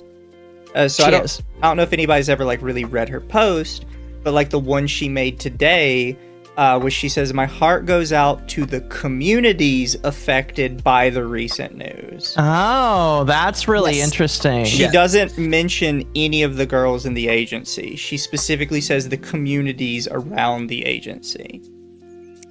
Because from the hints that she's shown, she was stabbed in the back by every single one of them. Yeah. That's why she's not saying anything. I mean, I wouldn't say anything either. She's very specific with how she says it. She follows it up with, "All I can say is it's been bad for a long time, and I warned everyone as much as I could. It was so much worse than you could imagine." And it's like, yeah, no, she's been pretty open with, like, she tried to tell everybody and nobody would listen to her, so she's probably both a little salty and a little vindicated. No, I think if I was her, I'd be like, "I tried to warn you, bitch." Exactly. See, and that's the funny thing is, the way that, and obviously they're not going to start fights because none of these people are drama llamas. I mean, like, especially with Cinder, she just recently got out of another drama in the last couple of months. So none of these people are going to be looking to get in trouble. It just seems like it's being thrust upon them. So the closest thing they're going to do is just like with Silverveil, she's going to be very specific, like you said. And it's pretty, I think she'll do a pretty good job. But I feel like there is going to be some factions forming with these girls. Not the communities, but just with these girls, where you see some of them obviously be more shady to one another. Yeah. Oh, that's just my thought process. I am really glad that Silverveil made her video, because one of the things that really annoys me is when people trickle truth me. Luckily, at least from like my personal opinion, Mouse has not trickle truthed anybody. She's been pretty everything up forward right from the start. Yeah. And I genuinely do believe she's just retarded. I could give her leeway on that. With everybody else, watching them slowly change their story as more people spoke up, I'm like, okay, you're trickle truthing me now. I don't like that. Yeah.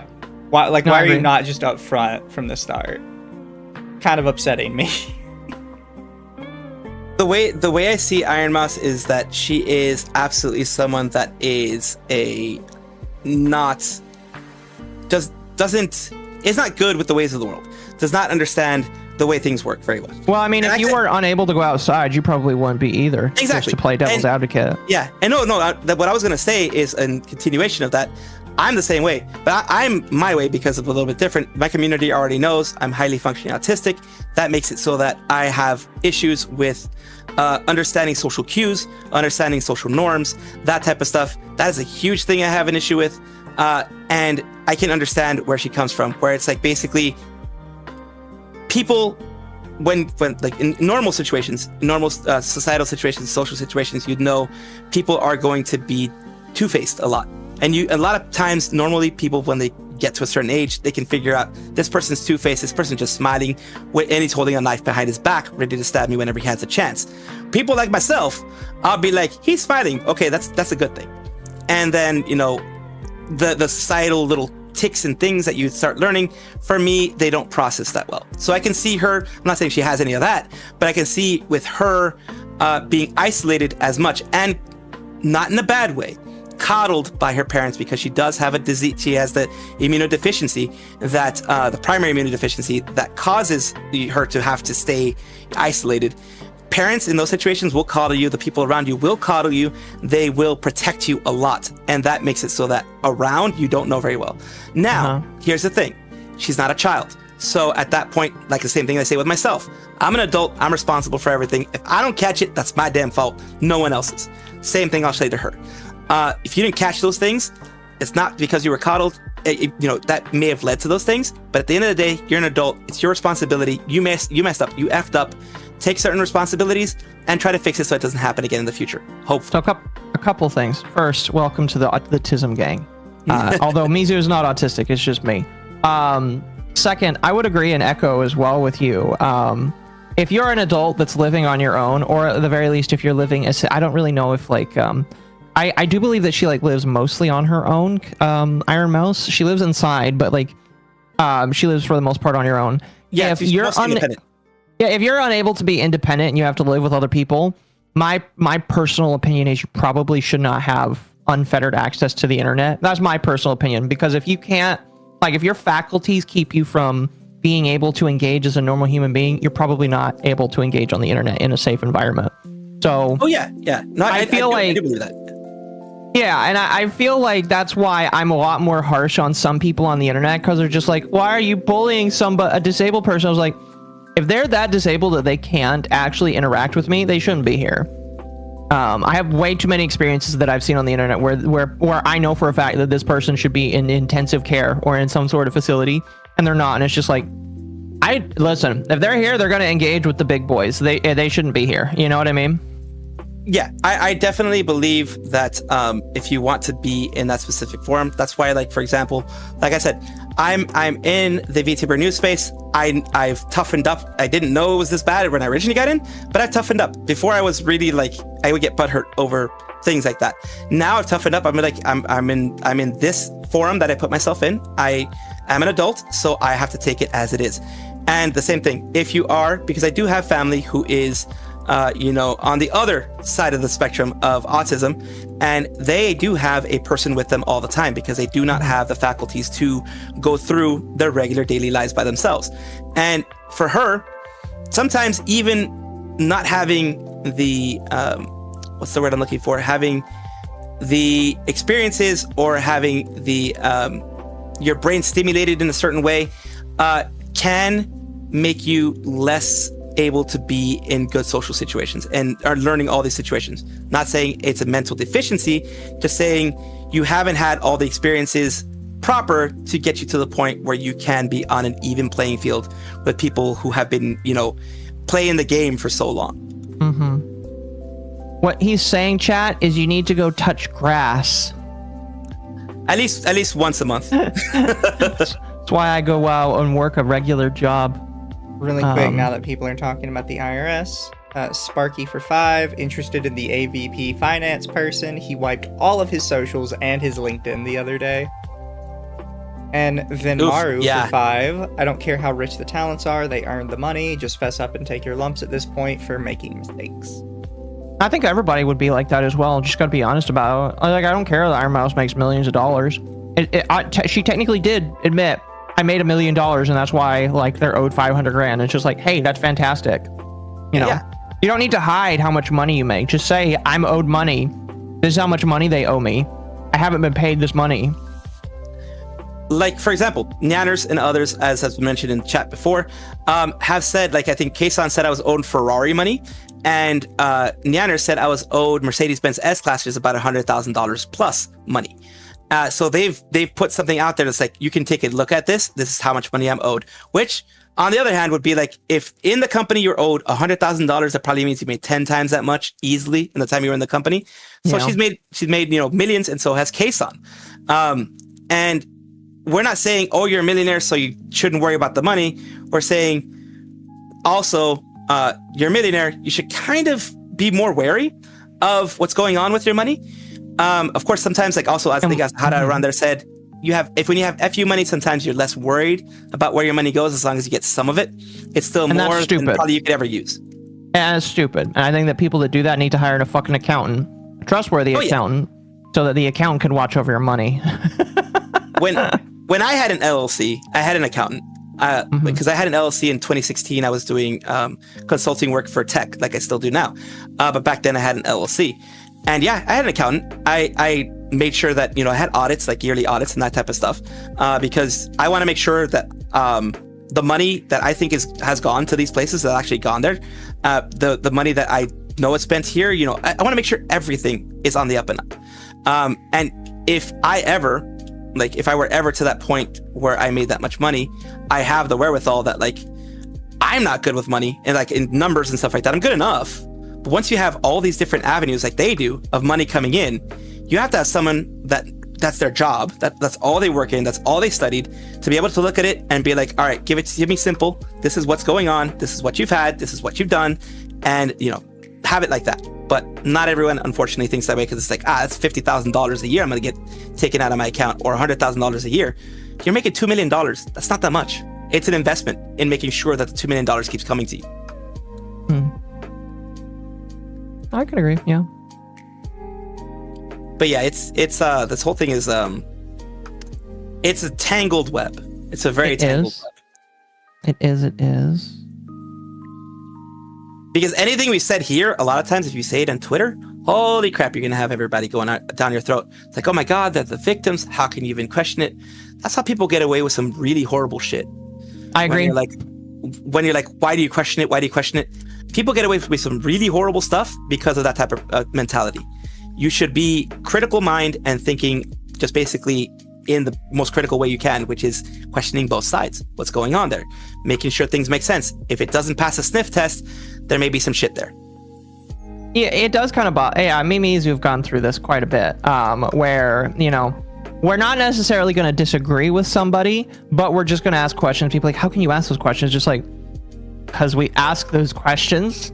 What's your issue with us asking probing questions and trying to get to the truth? It's like there are people that I literally had people that are like, oh, I care about the truth and truth is very important to me, that get upset that I'm asking probing questions. It's like, bitch, don't you care about the truth too?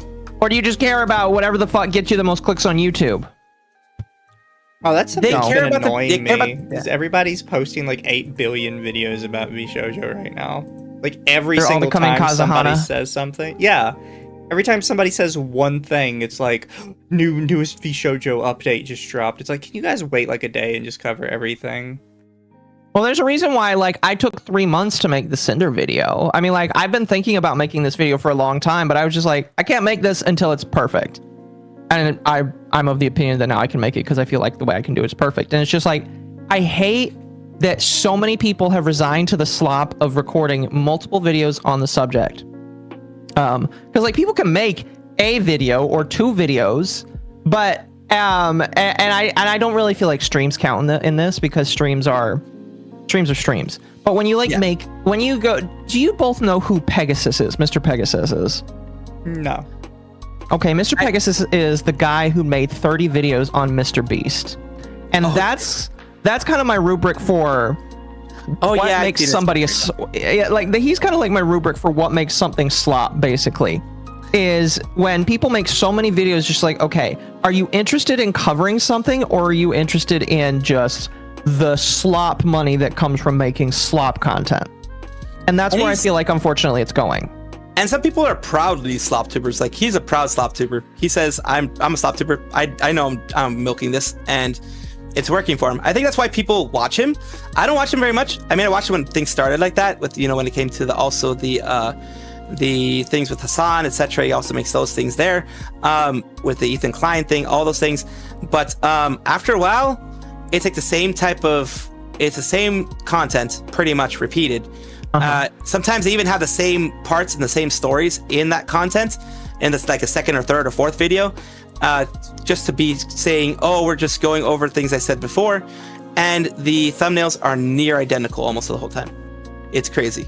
Yeah, I agree. Yeah, I don't know. I just have a major problem with it. Again, that's why, like, I don't mind if people make like, there is a difference when Legal Mindset makes a couple videos on this because he's a lawyer. Lawyer can come and have multiple opinions because, like, the lawyer is here to give you a lawyer's opinion.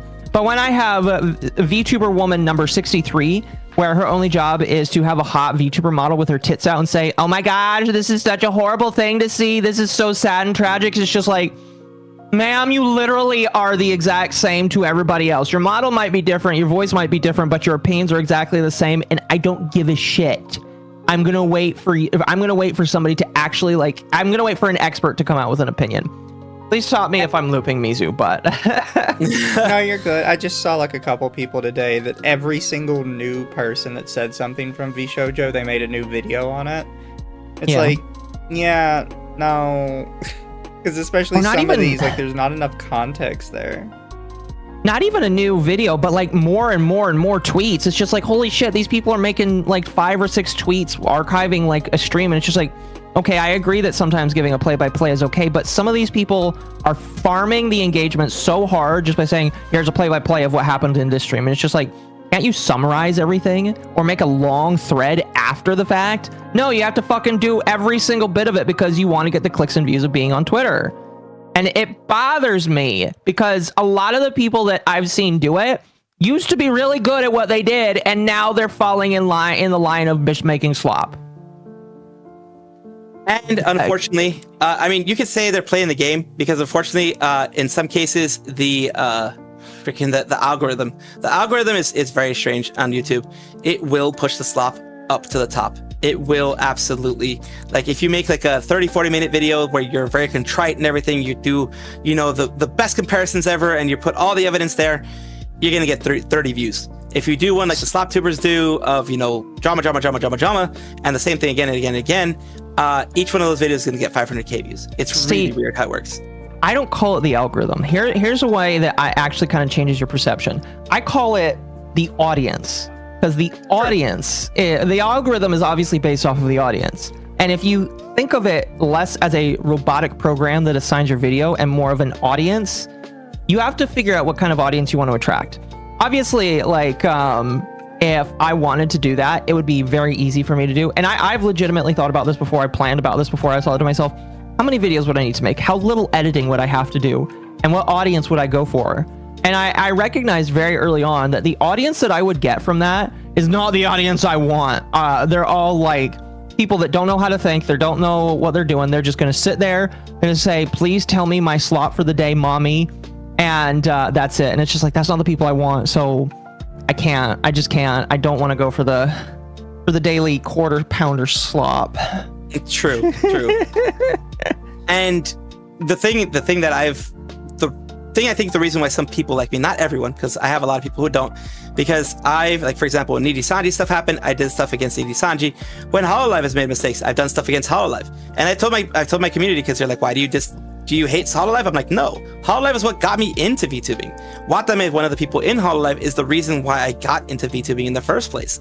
I watched them first, and then I was like, maybe I can do this myself. Maybe I can make a community myself into this.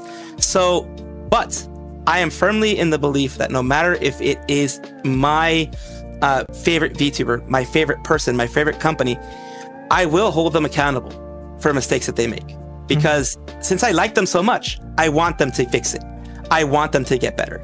But, oh my God, I've gotten, in some cases, not death threats, but threats. I've gotten so much hate whenever I go against Hololive, because that's like the sacred cow of the whole thing. It's like, oh my God, it's so amazing. They can Not anymore. Not anymore. Now that they lost Gura, not anymore. Yeah, a lot of people are very angry. But like, even then, like, I got doxxed by the Nidhi Sanji folks. That was expected. I got like a nuclear dox, you know, my family's names and all that kind of stuff. Jeez. It was on nyfco.org or whatever it was, the NYFco site. It's gone, but it was there. All of my docs was there.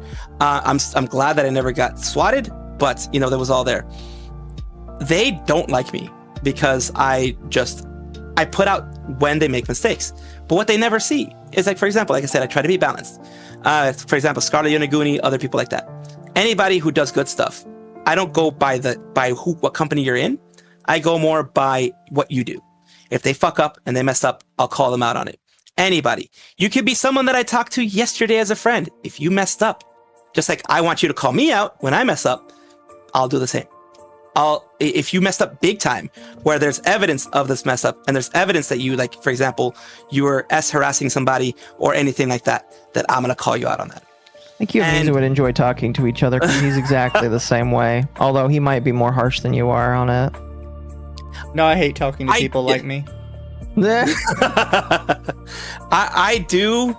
I don't have a milquetoast take on things, but I do try to keep it as balanced as I can without sacrifice. It's a very hard balance, because I try to keep as balanced as I can without sacrificing my thoughts. So that's why sometimes I get hate. But I'm happy doing what I'm doing, and I'm going to continue doing it. That's why, like, there's some videos, like things I do with Hololive, they get the lowest views I've ever had, but I still have them out there because someone's going to be listening to it. Someone's going to be hearing it. I mean, like, for example, the podcast that you have, I know there are people that don't like it, but there are other people who are like, damn, you know, these are ideas, thoughts, things put out there that I'd never heard from anywhere before. That I never heard from another side, because people are too afraid to say it. And that is refreshing to a lot of people. And that's what I like to, I think I try to do. Not all the time. I mean, I'll fail sometimes, but I try to do that as well.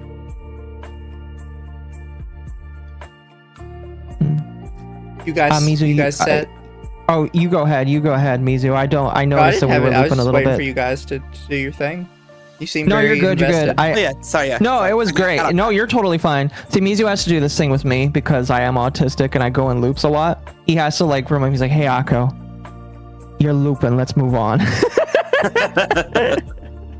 He does that with me a lot, but it's okay. That's good. No, it's good. It's good because I'll probably run into that situation today too. Yeah. So no, I was just kind of going through like content I had off on the side because I think it's pretty clear. I think I've told you this already.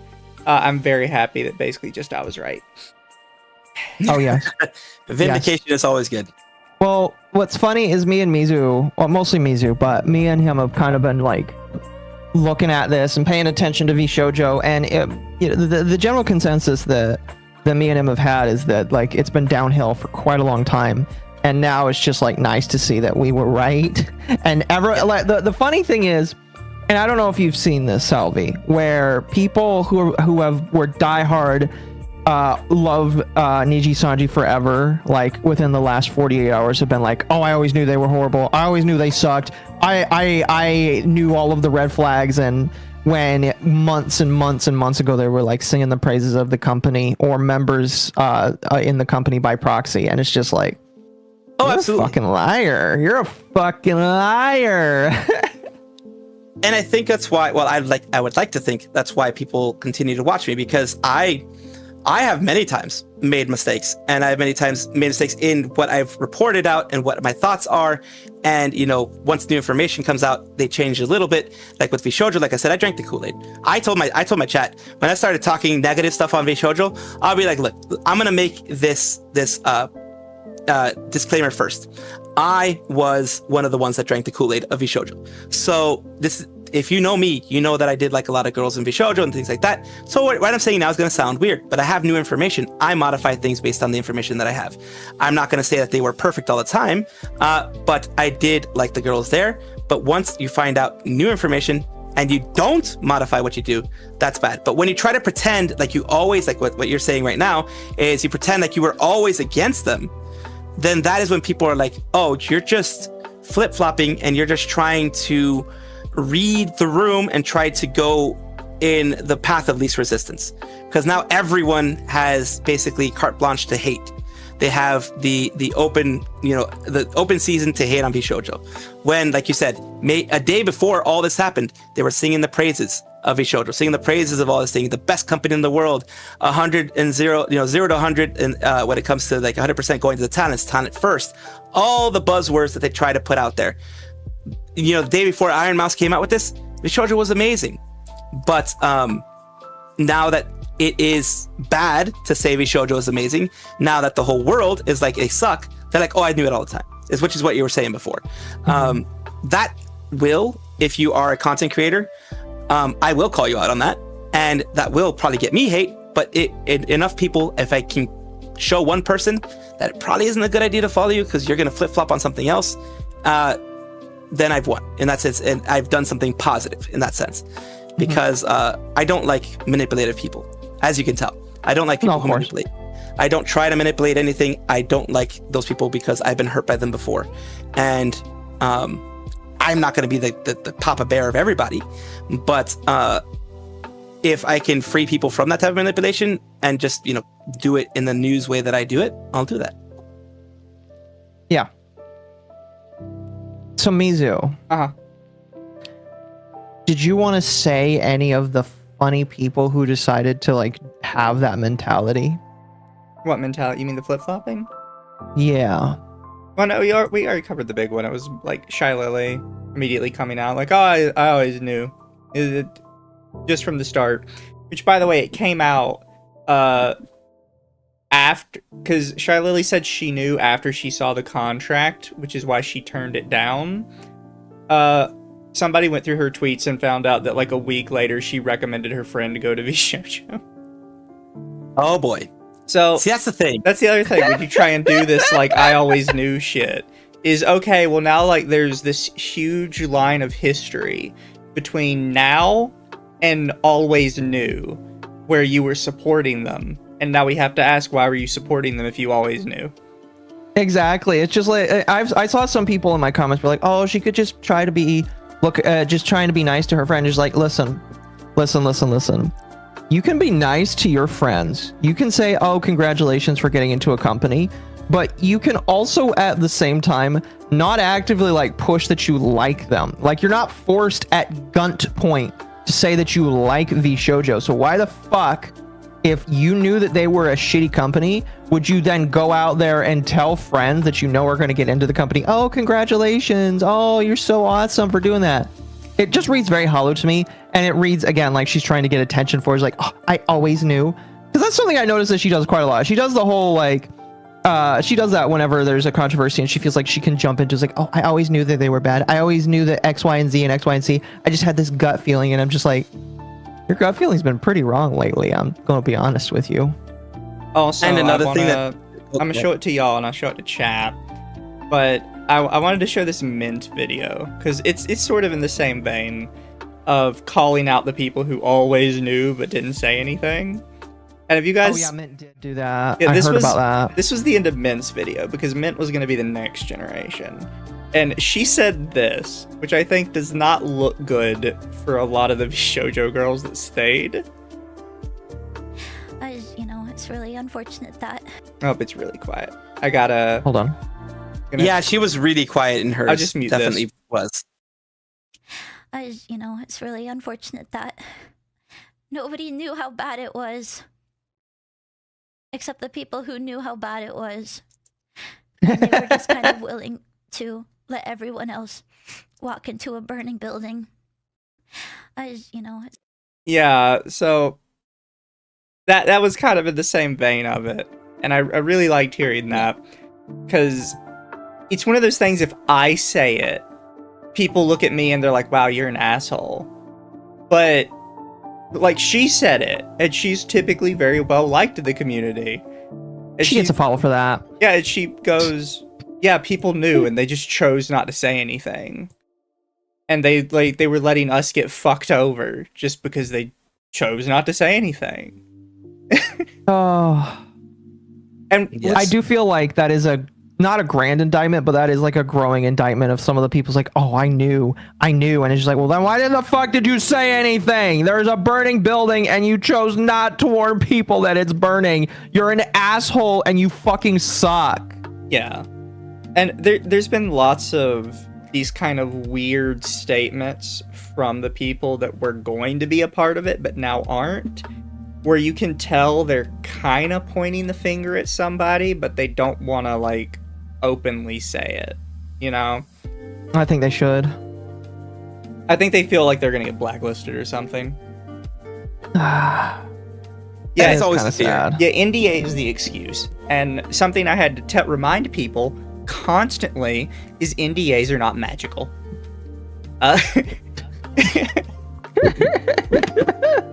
Even assuming that, yes, you were very afraid of the NDA, NDAs are not magical.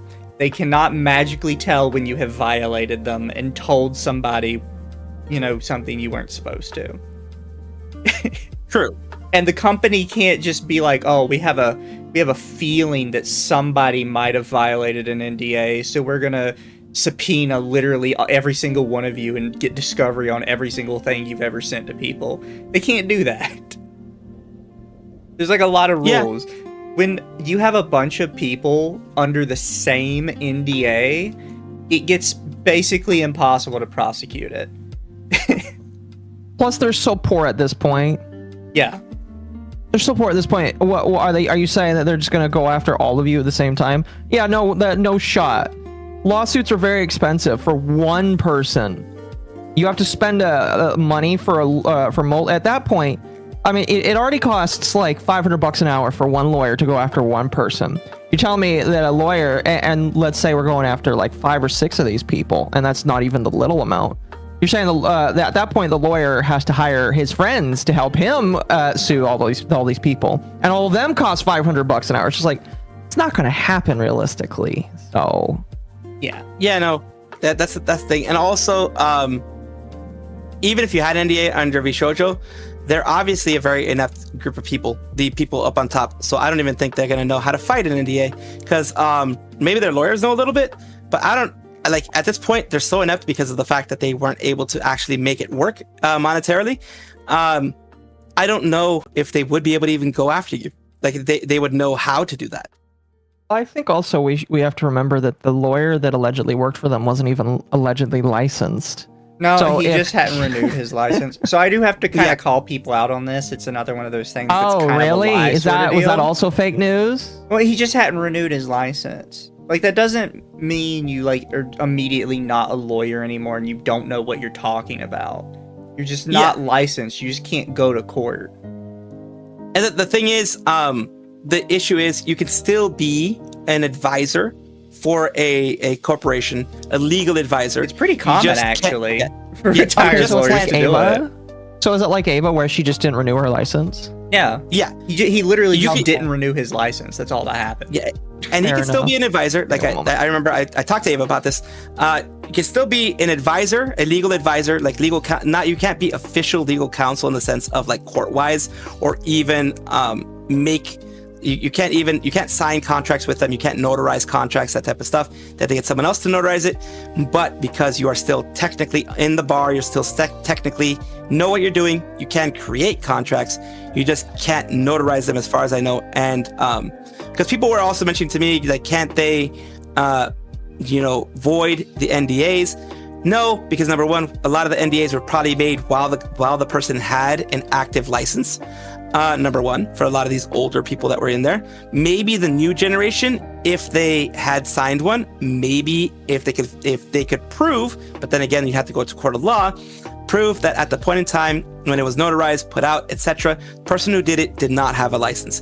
If they had a license and then a month later, after you signed it, the license is gone, it's still viable, because it was a license. Well, like, so that's the thing. That's the hard part. As chat said, because some of the VShoujo girls were trying to say this, and like, he wasn't even a real lawyer. He didn't have a license. As Cypher Enigma says, the lawyer knowledge didn't leave his brain. Just because he doesn't have a license anymore doesn't mean he's an idiot who can't advise you on legal things. He knows the law still. He still went to school for it. He still practiced it for who knows how many years. That knowledge doesn't just vanish because he stopped renewing his license. It's like saying, if I decided to not renew my driver's license, I just forget how all the road signs work immediately. It's not how it works. How to drive. Especially for someone that's been practicing for so long, as they seem to have been practicing for several years, you don't just forget those things. It's quite literally something that you're doing still, because I would assume, even if you have a license or not, if you are advising, you are going to be keeping in touch with the newest laws that you're trying to practice and put things into place, because anybody who was a lawyer at any point in time is like, well, maybe next month I'm going to renew it, or maybe in a year I'll renew it. I want to still keep up with everything because it's going to affect me more if I don't. Yeah. I also, I know we're kind of all over the place, chat, I'm sorry, but all the VShoujo girls have been all over the place. And so many messages have been deleted, it's really hard to find any of the old stuff. I do have to call this one out, because this one kind of pisses me off a little bit. And it's Zentrea's reply to the VShoujo thing, where she basically goes like, I was fooled. I was suckered into this by you guys. Wait, she deleted that? No, she didn't delete that. Oh, okay. I'm saying it's hard to find like all the different tweets and stuff because so much stuff has been deleted. But specifically this one, which is still up. I'm not saying she deleted it. Where she's like, I was fooled. I was suckered into this by you guys who you wouldn't even tell me anything about the auditions. It's like, okay, that sucks. And under a normal circumstance, you would be 100% in the right here. Except you constantly went around attacking anybody that questioned the auditions. Even though you're admitting you had no fucking clue what was going on. And I remember that. There were multiple times that when, what was it? When Amelie was... That's her name, right? Amelie? Yeah, Amelie. When she was brought on, I remember Zentraa made a comment being like, I'm really upset that people go on and on and on about this the interview stuff as if she like knew what was going on. And it's just like, you can't really have it both ways. You either did know or you didn't know how all this shit went down. And I just... Well, and if you go through Zen lies a lot, it looks like. Well, if you go through Zen's thing here, all she ever says is the company refused to put out statements regarding the auditions and refused to explain to her what was happening regarding the auditions. She never says they asked her to make these statements. She never says, like, any of this stuff. She says that she goes about it of her own volition. So you went out of your way, of your own volition, without the company trying to force you to do it, which you're admitting, and constantly attacked people for pointing out that your company was doing such shit. I can't, like, just mark that off the list and be like, okay, Zen was lied to, you are immediately absolved of all wrongdoing. No, you're kind of a shit person still. I think what it seems like to me, a lot of people are having remorse for, like public remorse, like actually showing, trying to at least put out there that they have are public remorse when you apologize to the public. Because that's the thing, they're not apologizing to anyone. They're just woe is me, like remorse, constantly. Remorse for drinking the Kool-Aid as much as they did. Like you could tell Zentraa was like a severe follower of the things that VShoujo was doing. Like it was an attack dog, kind of defense dog type of thing. Not only her, there were a lot of others who did the exact same thing. Kason being one of them, Iron Mouse being another, other things like that. There comes a point though where you defend your company a little too much, where that's where people are starting to think that, like, what did you know? Maybe it was like people were starting to think like that. I've been hearing things, people saying maybe this is all them trying to push away the guilt that they had for all the things that they are responsible for. Like we mentioned earlier, nobody's provided any evidence yet. And the only thing we know for 100% sure is VShoujo is broke and Iron Mouse's charity didn't get paid. What do you think is going to happen if during the Iron Mouse lawsuit, if it ever goes to lawsuit, it comes out that literally everyone but Iron Mouse lied about it? And that Zen and Kason and everybody was actually still making their money, and they just kind of jumped on this because they saw a sinking ship and they wanted to get in a life raft. Yeah. I'm not saying that's true. That's not like a rat. I personally don't believe that is true. But I think a lot of people, speculation. Well, I just think a lot of people that go along with every single thing they say don't realize that there is a non-zero chance that they have lied about everything. and that's why I said like a while back, discovery goes both ways. People are like, oh, we're gonna find so much about VShoujo, so much about what's going down there with discovery when it comes to the lawsuit, if it does go through. Well, discovery, like I said, goes both ways. The same way it could dig dirt on VShoujo and their lawyers could legally dig for dirt if it is shown to be, and that's something that the judge will decide later, if it is something that is for the case or if it's something that they're just trying to dig for whatever reason. But if it is, helps the case or whatever, or helps the defense, that discovery can be found. And that can, like I said, include all public and private communications, as long as they were done on the account. Like, for example, Iron Mouse account, technically it is a VShoujo account until, what recently happened. Anything from her Discord or whatever, when she was under her company, a lot of companies say your social media is pretty much an extension of us. A lot of them have social media policies that way.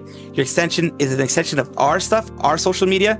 So be careful what you say, and anything there, legally don't tell you this, but legally they can go after it in discovery. Discovery can be found, like they say, Zentraa and all of them colluded together. We don't know if they did or didn't, just throwing stuff out there. Or that they had no idea. That can be found out as well. But anything can be found out from both sides. Also, you can find out that maybe... It's not funny that Kason blocked me. I am a good boy and I didn't do nothing. I just asked a question. That was pretty... funny, tragic maybe is better way of saying it. I'm just asking question. You like Kason? She was kind of frisky, just like you. I liked her when she was Coco. Oh, okay. I am unironically one of the people that kind of believes the she was only good because she was on a leash. Because as soon as she wasn't on a leash, she kind of went downhill really bad. Oh, fair enough. Fair enough. That's interestingly enough, a lot of VTubers, a lot of ex-corporate VTubers have been that way. I've seen in the past, like in the time that I've been in VTubing. What was the question? So, I guess we'll show this really quick, chat. Because Kaysan deleted a bunch of stuff today. So I think she blocked you because you archived what she said. Possibly. So this was her original post. It was in Japanese. And this person, this is a random guy, by the way. Somebody like accused me of having an alt called Apex Alling. I don't know what it is. But they said, why were the incoming talents blindsided by this? You could have easily told them in private about the problems, but you apparently didn't. So there's a couple like tweets between this and this, but like it's with a random person. It's not with Kaysan. Finally, this guy just kind of re-ats Kaysan into it and says, nothing to say, Kaysan on air. She replies, the moment the talents knew, we informed other talents, encouraged them to get a lawyer involved, tried their best to solve this problem legally so no one would get ripped off. We were ignored, lied to for a long time till now. Legal actions take a very long time, so shut up. And then this part came over an hour later after people started asking, oh, who did you warn then? Like, who did you tell? And then she... Yeah, because we were going to have that question. And then she added the quote-unquote clarification. Adding one more information, nobody knew who the new talents were. The company never told us. So what we were legally working on was to find out or somehow stop them from being a future victim. And people got mad at me because I said that this was like her changing her story. And they're like, no, she added a clarification. Well, her clarification is we told people, being changed to we didn't know anybody to tell, so we didn't tell anyone. It's just two completely separate statements. They don't work together. That is honestly why I believe, especially when you are a larger VTuber, when you get to a certain extent, certain size, boy, do you need someone to look at your tweets before you put them out. You need someone to actually take a look and be like, do you really want to put this out? Because, oh my god, this is not the first time and it probably won't be the last time. So, big VTubers say things that bite them in the ass later on. So chat, I got her to add this one, the one more information piece, because in reply to a person who replied to this one, I said, did she or did she not warn people? Because you guys are ignoring the context of this is her saying she did. Under the tweet of her saying she did something, you're making excuses for why she didn't do it. Think about that for 2 seconds. And then she replied to me with, my first post was misleading, so let me clarify. I failed to inform the new talents that I didn't even know existed until recently. Talents in VShoujo and ex-VShoujo warned each other the moment they knew the, quote, financial situation. We never knew who the talents were. Oh, that makes it so much worse. I hate it so much. And that to me doesn't make any sense. Specifically, the talents in VShoujo and ex-VShoujo warned each other the moment they knew the financial situation. We never knew who the talents were. Who are you warning if none of you are saying it publicly and you don't know who to tell it to? Like, I'm genuinely confused by what that means. So I replied to her again, who warned who? Because literally everyone else has public statements saying they didn't talk to anyone. This also ignores the history of all of you actively fighting people calling out the Corpo over the last few years during these problems existing. You really need to think about what you're saying to people because you're contradicting both yourself and other talents, but not thinking through your own post. To which she deleted all of these messages, by the way, and blocked me, and then posted, I've deleted some posts because it was going nowhere. It definitely, like I said, it's not a good look. And it's the thing is, here's the issue. A lot of times in these situations, people, just like people can speak before they think, people tweet before they think. Because a lot of people, I'm not throwing any shade specific people, specific person, but I've seen it again and again in the IRL space, in the VTubing space. People will just have a thought that comes into their head. They will tweet it because that's how they've been trained. The social media way that they are now, there are people who tweet 100 times a day or whatever, because they'll just tweet whatever the heck comes into their brain. They don't think about it. They're not PR trained. I'm not PR trained either. I'm just gonna be honest with you.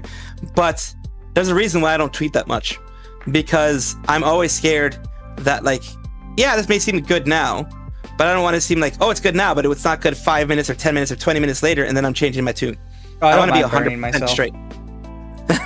Touching the fire is funny. Well, yeah, touching the fire can be funny. But I mean, for me, it's like I already have a ton of people who hate me, so I'm like, sometimes it's just better to retweet stuff, to quote retweet and that kind of thing. You gotta embrace it, bro. See, Mizu, out of the two of us, is the one that he doesn't really care about if his reputation lives or. What's funny is, even though his reputation gets hurt because a lot of people are upset by what he says, he still grows pretty positively, and he still gets a lot of people to eventually listen to him on Twitter. I'm one of the guys that'll be just like, I'm a slow burn, and I'll come out with something eventually, because I'm trying to walk away from my very emotional side of trying to just fire from the hip when I agree with him, and because it doesn't work out very well for me. So I'm trying to be a little bit more methodical, basically like a sleeping giant. Let him be the little gremlin that runs around poking everybody with his daggers. I think it's because I speak with authority, and I've kind of talked about this before, but and I don't. Well, no, because I've talked about this a little bit before, but people tend to believe you if you just don't like add any qualifiers to your statement. Like people complain about it sometimes when I speak with authority about some things, but I make sure that when I talk about something, I have all my ducks in a row and I have all the facts. So I feel comfortable saying something is a certain way. So when I just say like, oh yeah, this person's a liar, it'll make some people angry. It's like, oh, how could you just call them a liar? But then you also see that there's a bunch of people replying. It's like, yeah, you know what? They are a liar. You're right. But if you come up and you say something like, I think this person might be being dishonest, you're going to have 20 tweets under it where everybody's just fighting with you. Because you opened the floor to a debate by saying, I think this. And that's the thing that I think that's one reason why the people who do things more journalistically in the sense of just stating what's out there versus putting any kind of opinions on what they do. Not like I put opinions, but people I'm talking about like false ID and such, why they tend to grow a bit more, at least are seen with having more authority, because it's like everything, if you're just stating what's out there, everything has that authoritative stance to it. Everything has that, well, for example, a story here, this happened, and this is the story that's there. Instead of saying, this is what I think on what happened, that can be, depending on how authoritative you put it out there, it can end up being like, well, yeah, you're full of shit, because you gave them the opportunity to put something out there that you're full of shit. When you just put out the story, it's like, well, you didn't say anything for me to argue against you, so all I can do is accept that the story is what it is. Yes. I'm scrolling through to get like a couple tangential things real quick. Because the reality is, and I kind of said this at the start, there's really not too much to the VShoujo story, even though everybody wants to pretend like there is. It's actually pretty straightforward. And I even think the behind the scenes is probably pretty straightforward. They just ran out of money and they got desperate, so they just started kind of making shit up to try and hold on to people until they could try and salvage it. I don't necessarily think there was this really deep, dark, mischievous, like Machiavellian plan to just wring them dry of all their money. I think the ship started sinking and they just started throwing money at all the holes because they didn't actually know how to patch them. Yeah, I think like my whole thing when I've seen everything, I think just the C-level execs and the people in charge of money and stuff were just idiots. They just didn't know what the hell they were doing. They thought they had, the kind of like what happens now with the finance bros and stuff, like being like, oh my god, we know everything. This is how it's supposed to go. This is how everything's supposed to go. But and then they ego or whatever prevented them from accepting that, oh shit, I don't know what the hell I'm doing. We're losing a lot of money and I don't know how to fix this. So I'll just let it keep going. Yeah. Kind of what you just said, basically. So pretty much on a negative note, negative note into positive note is Azahara's tweet, which I cannot condone. Azahara, I'm not saying you can't do it. I'm saying I don't like it. But Azahara made this chat, which you have possibly seen, because I've seen it too. Yes, a lot of people were talking about it. A lot of people angry. A lot of people are very, very mad. I don't like the image, but I think that the message upsetting people made me laugh. Yeah, it was done to be provocative. Like, it is a provocative thing done to be provocative, and it did get a lot of people's panties in a bunch. It did. You know what's funny is it also got the Nazis from VTards in a bunch as well. That's supposed to. I have a story. You're spoiling it. Oh, my apologies. Go ahead. Yeah, so Azahara tweeted this, which upset a lot of people, and I wasn't going to say anything about it until this one came across my desk on my timeline. This is one of the VTard girls who has the Nazi in their group. And they said, they retweeted Azahara's thing and says, no, this is fucked up. Quote, it's about the message, blah, blah. No, this is gross Slaneshi bullshit. This is how you know that they're tourists, because they're not willing. They're not willing to just say they are Warhammer fanatic, I guess, but they're not willing to just say, "Oh my gosh, it's weird lewd bullshit" or some weird fetish. They're just gonna try and equate it to Warhammer. It's just like, get the hens, tourist. All right, get the hens. Fake edgy. Yeah, they're all fake edgy girls, 100%.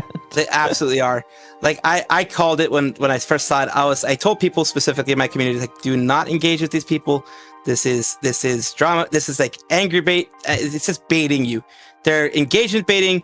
They're hate, like fury baiting, whatever. They're trying to get people angry just so that they can grow, just so that they can get those clicks. And I'm like, and it's low effort baiting as well. It is. Yeah. I mean, like, I figured that out when I realized that the Akemi girl literally picked fights with everybody for no fucking reason. Yeah. That's the part that bothered me the most, is just like, she's going to pick a fight with me because I left her on read and unfollowed her on Twitter. And she's going to pick a fight with the advanced GG people because they had one bad person DM them, and she's going to make a big deal out of it. It's just like, the only way that these people grow is by getting into controversy, because I did some observing of them. Like, when they're not in controversy, they get no views. And I'm not here to number fiend people, because listen, all right, we're not all big people, but they only tend to get a lot of views when they're trying to make waves, trying to bitch and moan and cry. After that, they just go down to whatever every other normal streamer is.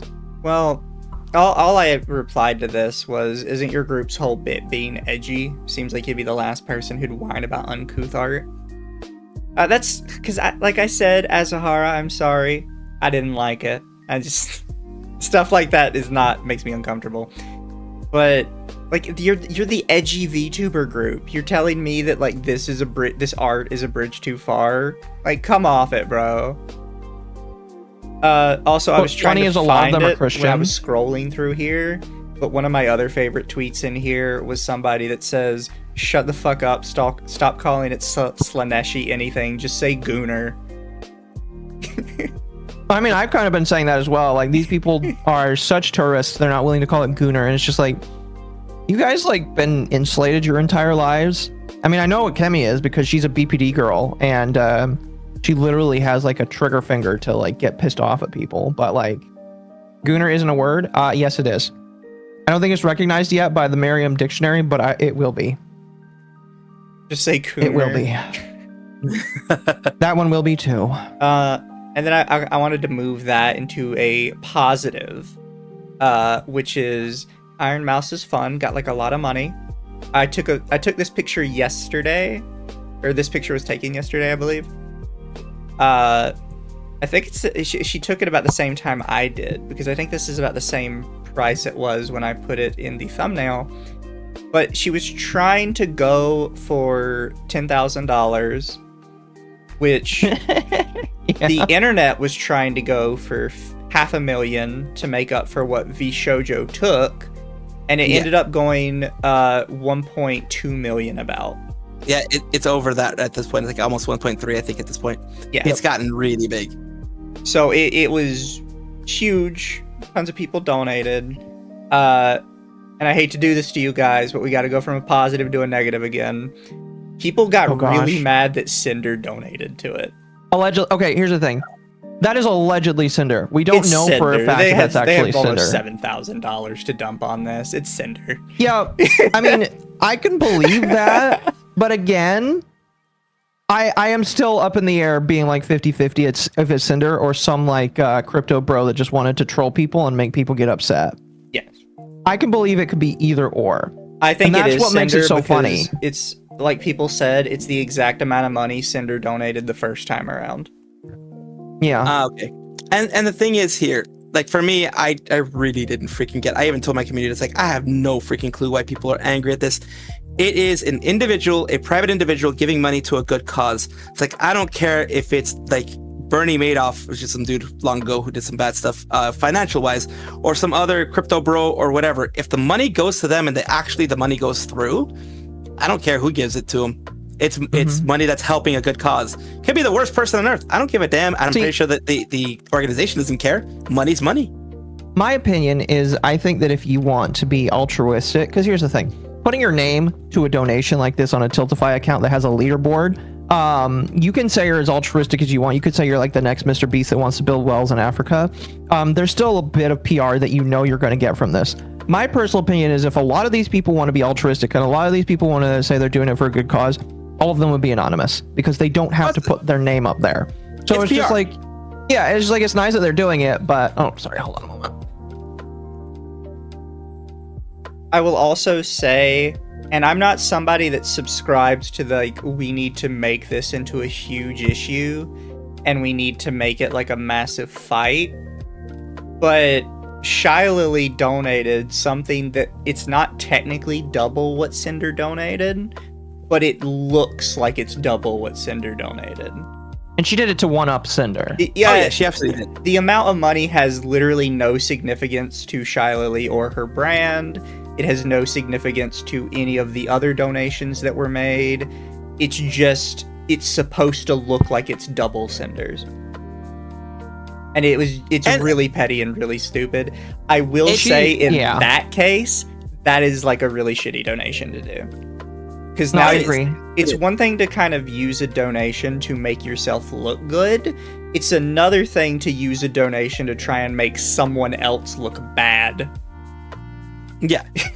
Like for me, for example, the community, myself, ended up donating to me to donate to them. And we were able to raise like $105 to donate.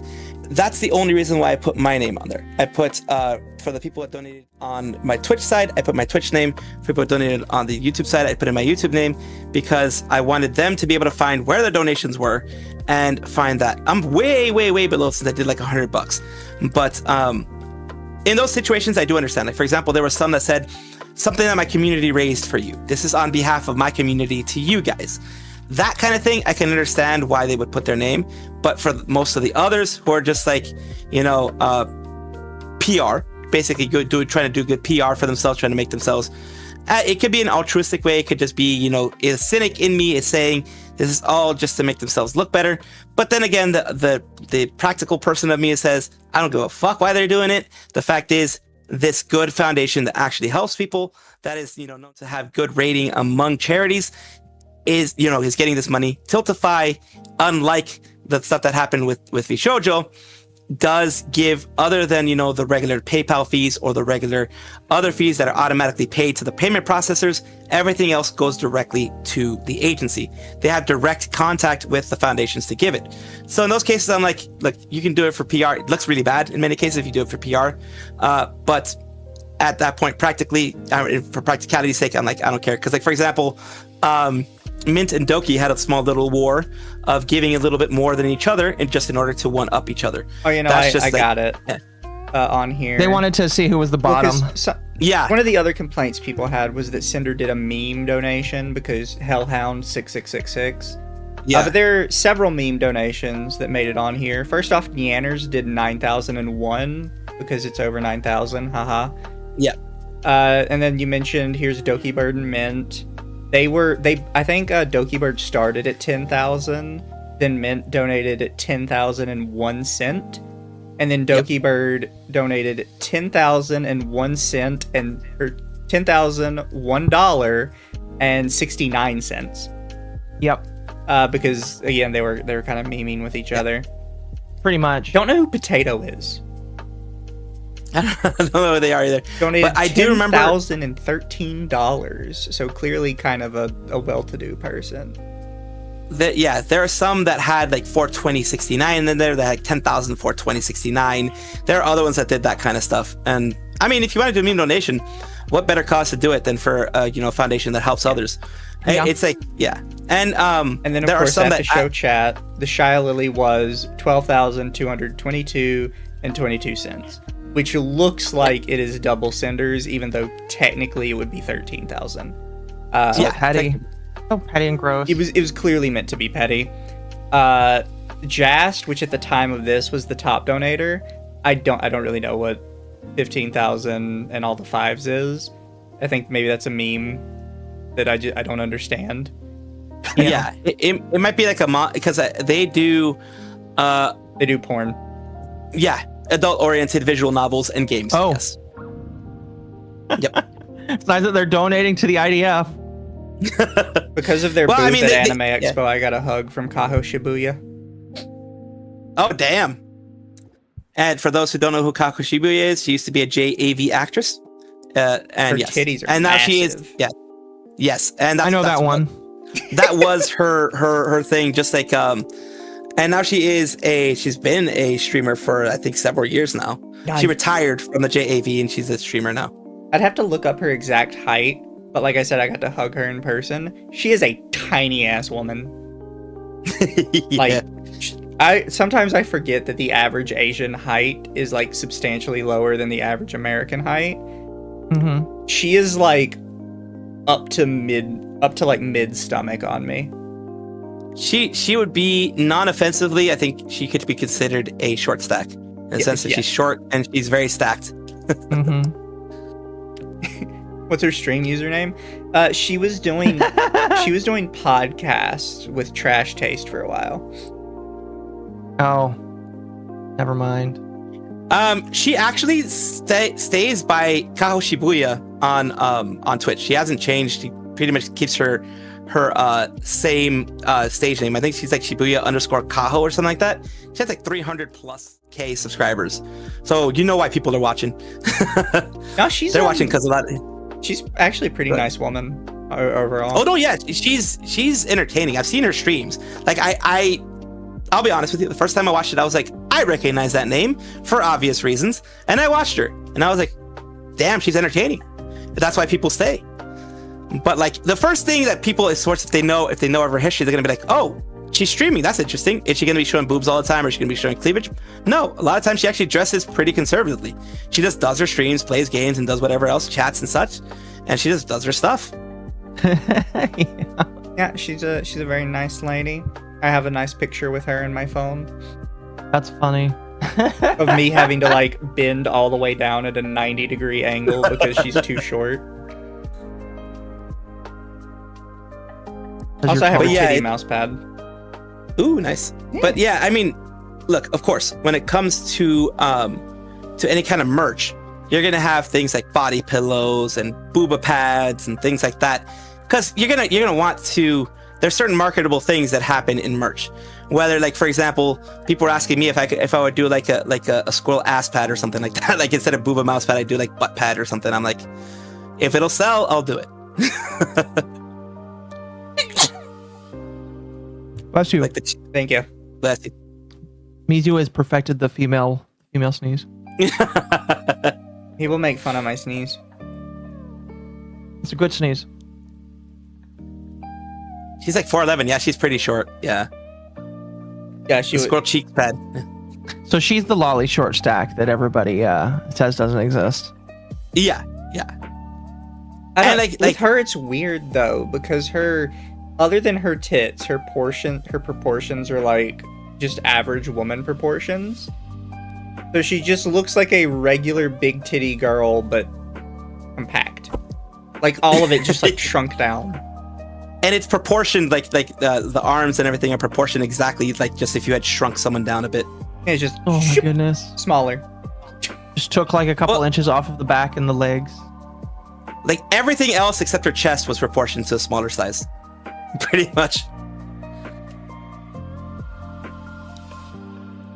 But yeah, for her, like, I can. I'm a guy, so I wouldn't be able to do the body pillows or anything like that unless I went like, because my model doesn't have like pecs and all that crazy shit. Those are the ones that get could like, one day guys. Could one day, yeah, could one day have that. But like those are the things that do sell. Those are the things that do sell when it comes to guys. You have to like pecs and all that kind of stuff because people want to see that. So I'm trying to get the 40-year-old woman audience that wants to try and groom a little boy. Nice. Oh my gosh. You'll find them on Facebook, believe it or not. Be like, come here, I have candy. There's a robot chicken sketch where a guy pulls up to a kid in a white van, says, "Hey kid, I got candy in my van." And the kid's driving like a white van Little Tykes Tonka truck thing. Says, "Hey mister, I got little boys in my van." Oh dear Lord. Well, yeah, Robot Chicken would do that kind of joke.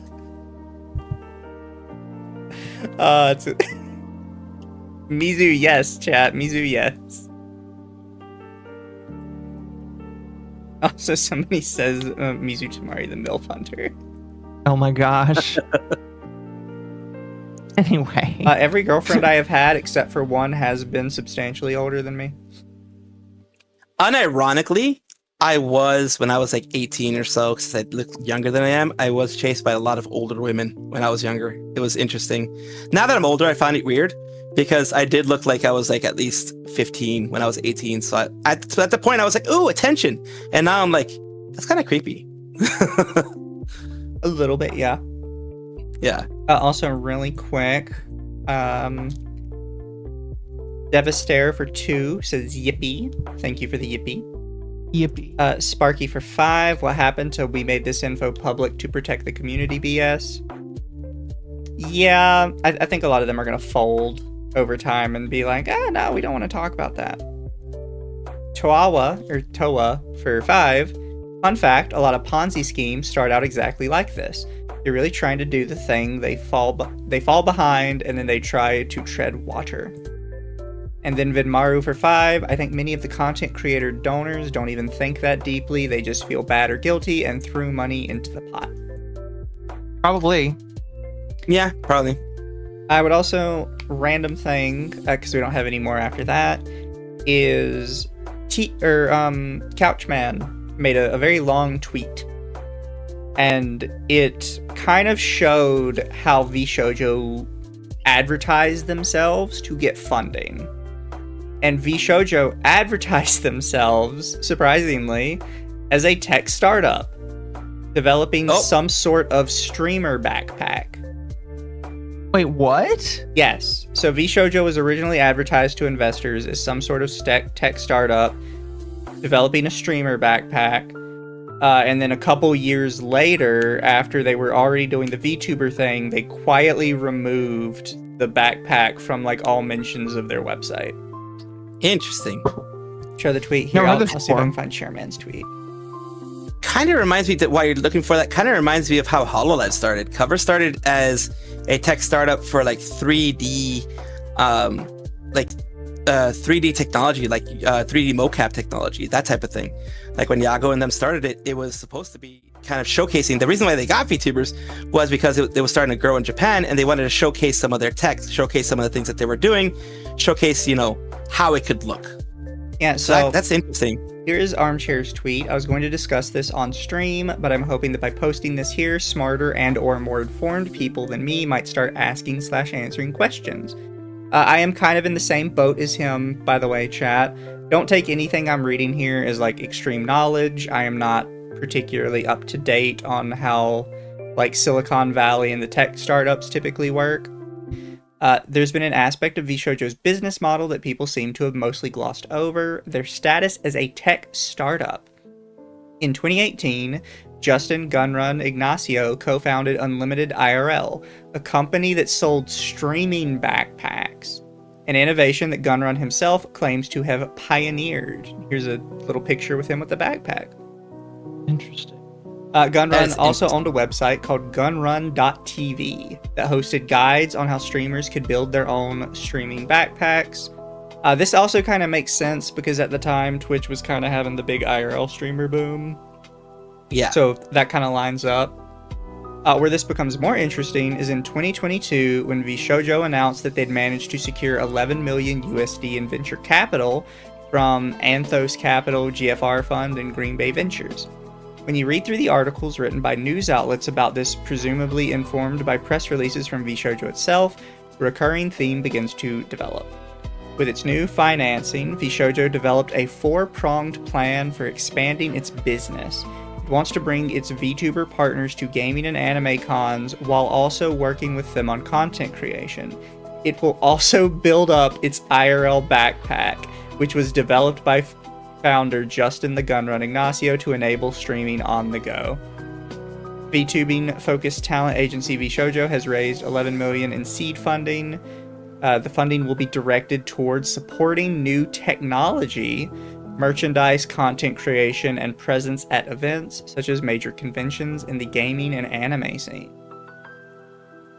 Skip ahead a little bit. In 2024, Gunrun updated Gunrun.tv with the following statement, explaining that he'd stepped away from making streaming backpack guides since 2020 due to being busy running VShoujo. His website now directed visitors directly to Unlimited IRL. I would also think that it probably was due to the fact that everybody was stuck inside and going outside was a non-issue. Yeah. You could definitely make that argument, or he could definitely make that argument. There is that. The thing that Armchair is kind of getting at a little bit with this is that he was mentioning these two things in tandem, like his streaming backpack business and VShoujo. So it's like up in the air as like how funding was being shifted around, right? Yeah, like, you he didn't step away from the backpack thing, according to his own words, till like 2020. And even then, he didn't remove it from his website till 2024. You could make the argument that he was misleading investors on what they were doing, because you don't know exactly if it was for VShoujo at that point, or if it was for the backpack thing. Yeah. And just put into the accounts of VShoujo, because that was the only thing that was actually moving forward. Yeah, so this is going to be a question. Also, I did not see this before stream chat, so this is my first time. Like, when I went quiet earlier, I was reading through this to try and see if there was something to it.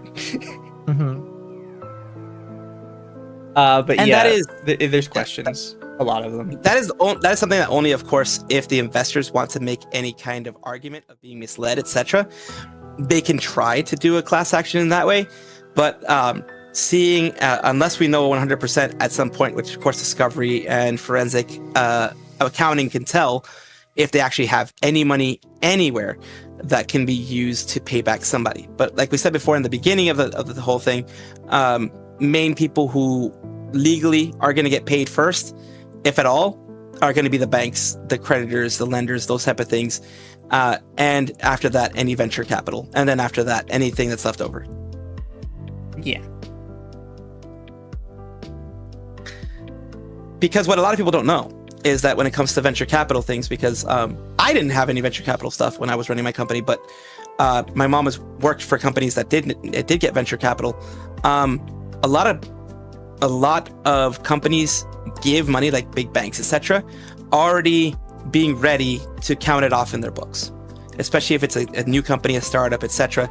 They're going to be like, especially if it's institutional investors, like big, like BlackRock and big agencies like that, they're expecting a loss at some point, either 50% or more. They're hoping for a gain of 50% or more, but they're ready to write it off because for them, it's a big write-off, and they just move on to the next one who maybe will make them some more money. So it depends on which investors there were. If it was institutional ones, they probably aren't going to care. They probably already got the tax break off of it, probably got the tax write-off off of it. And if it's individual investors, that is where, you know, you have the risk of maybe getting sued. Can I whine about something I whined about on last week's stream just because I saw the tweet and now it's annoyed me? This is a random tweet. It's not from anybody specific. Remember that brief period where YouTubers were trying to sell you a square inch of land through a company who said buying it would make you legally a lord or lady of Scotland?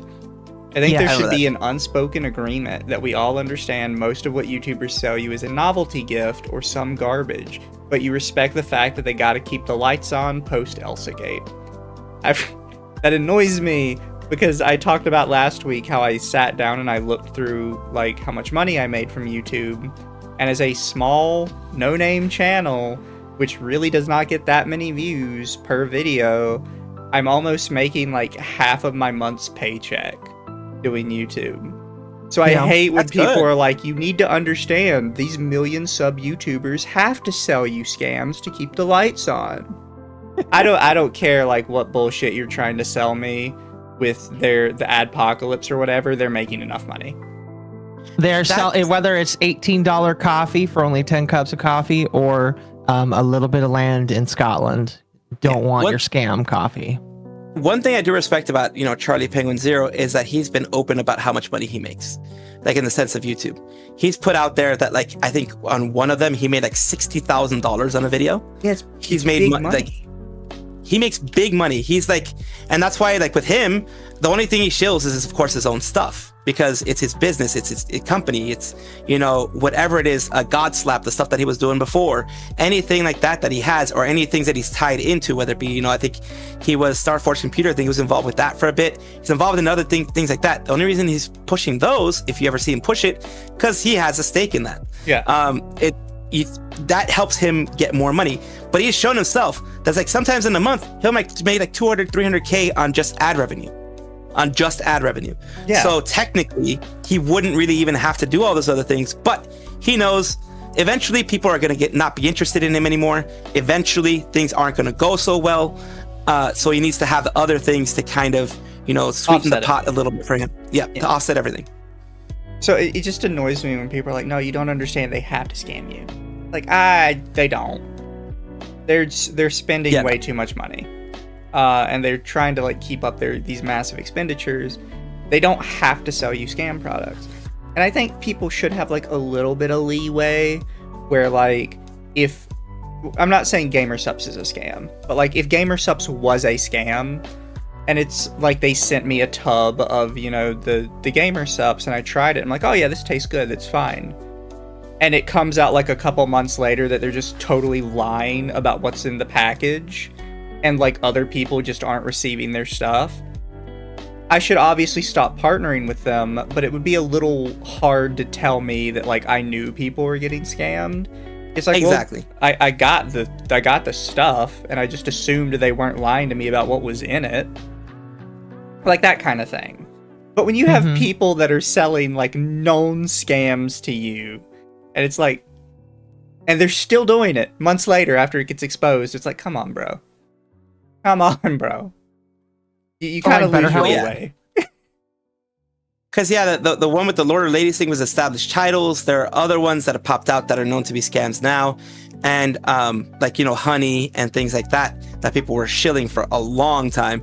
To be fair, Honey wasn't a scam for the people using it. It was a scam for the creators. It was just for the creators. For the creators were losing money. That's why I think it was really different. And that's also why Honey specifically blew up for one person, because one person was constantly shilling them as like a good person to partner with, and they kept getting their YouTube friends to partner with them, and then their YouTube friends weren't actually getting any money from it. Wasn't that Linus Tech Tips? Yes. Yeah. And then he got mad at everybody because everybody's like, why didn't you talk about this? And he's like, well, guys, if I don't talk about this right, they're going to cancel my sponsorships. And it's just like, I kind of agree with him on that one. But there's a way to like shout out scam sponsorships without upsetting other sponsors. And I just think he could just say, I don't really know how I would broach this. He could just like legitimately just say, I really don't know how I would bring this up as a thing. You know? BetterHelp? Yeah, Chad's talking about BetterHelp. I don't care if BetterHelp is fixed now. Their scam was so bad at the start that I would never trust them again. Oh no. Yeah, Yeah, and I wouldn't trust them. If they ever approached me for a sponsorship, I would just send them back a picture of a middle finger. No professionalism at all. They deeply upset me with what they did when they first started. Yeah. And yeah, well, that's people are mentioning there. Linus did, I think he's for a bit did BetterHelp, and right now he's actually using another thing that's like Honey, but isn't exactly Honey. So he's basically using the same type of stuff, just that this time won't screw him over. So he really doesn't. He at this point though, when you think about it, he owns. Well, he doesn't own it anymore. He sold it, but he is still part of a large corporation. He got his bag already. He got millions from selling it off to, I don't know, some investor. He's still on, on there as a personality, but he's got millions in the bank. So he doesn't really even care what sponsors come in as long as they give him the money at that point. Mm-hmm. But I just wanted to bring that up, chat, because I hate when people are like, no, your YouTuber has to scam you to keep the lights on. No, they don't. And it's just like, dude, if somebody as small as me is almost making enough money to view YouTube as a job, somebody who's making 1 million views per daily video does not need that. So, I'm at over 10,000. So obviously, when you hit 10,000, that's the point where you start getting messages for sponsorship deals, basically. Because I don't have either of you ever gotten people asking you for sponsorships and stuff. I'm too paranoid because of the fact that, there's been a lot of token hijacking things for YouTube. Yeah. I'm very paranoid about those things. I have gotten those. The only thing I've done is when I've looked at them, I have made sure to go on another computer that is not connected, and it was never connected to any of the accounts that I have other than my Gmail, or whatever it is that I'm looking at. For example, I will, in this case, for example, they have the PDFs. What I do is what's called air gapping in the tech industry, which is you'll download it onto something, but that has no access to any network. So you'll put it on the system, but it takes the token when you activate it. So for example, on the computer that I've used, I'm very paranoid, like I said, it doesn't have any Internet Explorer, any of that kind of stuff. All it has is a PDF viewer so I can view the PDF. Mm-hmm. And it doesn't have access to my network. So if it tries to hijack a token, there's nothing there. But that's how they get you. That's how I don't know if you've noticed in the last week or two, there's been so many people getting hijacked. So many big creators getting hijacked recently. Well, I bring it up because it's just I will not accept a brand deal unless it's one with somebody that's established already, and two, somebody that I can vet. Because at least once a day will get these emails from these people oh my gosh, we really love your brand. We feel that you would really work with our stuff. And it's review this one thing from AliExpress. And I'm just sitting here you guys realize that I don't show my fucking face. I've gotten, I'll be honest, it's the weirdest thing for me. I've gotten a lot of sex toy partnership applications I'm what the hell? Have you seen? Yeah, it's have you seen my channel? They're adult relationship aids. I'm have you seen my channel? Does any of that look like my viewers would enjoy that? They're review this, or we'll give you we'll send you three of everything that you want or whatever, and I was review it. I was have you that's how I know it's either AI or it's somebody that's just shooting it shotgun size type thing and shooting it to everybody. I've gotten, no lie, probably 20 or 30, one from Love Ends and one from different other agencies. I'm you obviously don't know what I'm doing. You obviously don't know what I do, because you would obviously know that is just not up my alley. Well, it's kind of funny because I did get one from a toy company like that. That's kind of going way beyond the original point here. All that to really just say most of the time I won't even open the email because they'll be oh, we'll pay you $20 for a video, and I'm just sitting here I'm not taking $20 for me to shill something that I've never seen before, don't even know of, and you're gonna force me to buy it in order to get it. True. Anyway, Mizu, you kind of this was kind of your side tangent, so. Oh, I've never been asked. You'll get there eventually. Well, here's the thing. You do kind of have to clear a threshold For most people, I think the bottom floor is 10,000. For others, you might start getting scam emails. People just overlook me. But you gotta get to the certain size, man. Yeah, you have to get to the size, because I do remember I did not get anything until I was around maybe 10, 11,000. That's why we're doing the legal stuff now. Yeah. What I have done, consistent content. And the things that I have gotten, because I do play games occasionally, is free games. Those type of sponsorships there's I have tons gotten. of sites to get that from. Yeah. I've done that. Where like I've actually had some where like, oh, we'll have one of our developers watch as you do it, and you can have any questions that you want to ask. And I was like, oh, that's pretty cool. But those are usually the small, like indie devs. Like I've actually had some devs come on and be like, oh, we're fixing our AI tracking for this, because there was one that the freaking I can't remember who it was, but an indie dev did actually give me their game for free once, and it wasn't like through a service. They specifically approached me and asked me to play it. Really? That's awesome. That's so awesome. I do remember that. I unfortunately don't remember what game it was. The stream's probably somewhere on my YouTube, but they were very nice about it. Those are cool to get, because especially when the dev is there, like one of the devs, because they're like, oh yeah, the path tracing is getting fixed, or the AI isn't as stupid as it was before. Because like, how some of them, mine was like a co-op thing where if you don't have a co-op, they put an AI person in there. The AI person was stupid. It was getting me killed the whole time. It's like, oh, we're fixing that. I'm like, okay, cool. Speaking of games, though, off to the side, because honestly, I didn't think VShoujo would be enough for a night, which it kind of was at the end of the day. But there was some other stuff going on during this week, and one of them is Ichio was required to remove some games because of Visa MasterCard. And this would have been a pretty easy W for Ichio to be like, yeah, we had to remove these for Visa MasterCard, it's whatever. However, they also deleted the games from people's libraries, which immediately turned sort of an easy PRW to be like, oh, we're a small company getting bullied by the big credit card people, to, yeah, that was a really shit move, why did you do that? So they quietly deleted the games from people's libraries, and they did not refund anybody. That is, I do remember a lot of people are getting very angry about that, because that's what I've been kind of shouting to the void for a long time.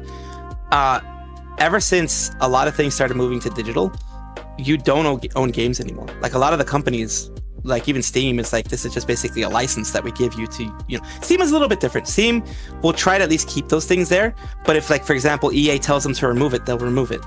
They won't remove it for your library, luckily, but they'll remove the game from there. And that is where, I think now with the itch.io thing, people are like, well, if we can't own a game, then maybe, sailing the 7 seas isn't actually stealing, type of thing. Oh, I've been like that for a while. I'm playing on my Steam Deck right now. I'm playing Four Swords Adventures after like 15 years of not even being able to play the game. Completely I've been in that mindset legally, for a while. You have ripped your physical copy into a ROM. Yes, yeah, of course. No, exactly. I've owned a copy, and it's been ripped from that specifically. I will say this has been added since I last saw it. There was a community note previously on this post that was sharing misinformation. For clarification, pages that are de-indexed are still available in your library. Pages have not been removed from your collections or library as part of the broader review. Some pages may have received a content notice. There are pages where our team concluded we can't support their business anymore. These notices apply to the individual page. Assuming the creator has not removed the files themselves or taken down the page, the downloadable files of those games are still available in your library if you have previously purchased or received a download key. They got the exact same community note on this one as well. So I don't know the veracity of this, because I don't own any games on Ichio that were removed, but people seem very convinced that this is true. And I will scroll down really quick and see if anybody.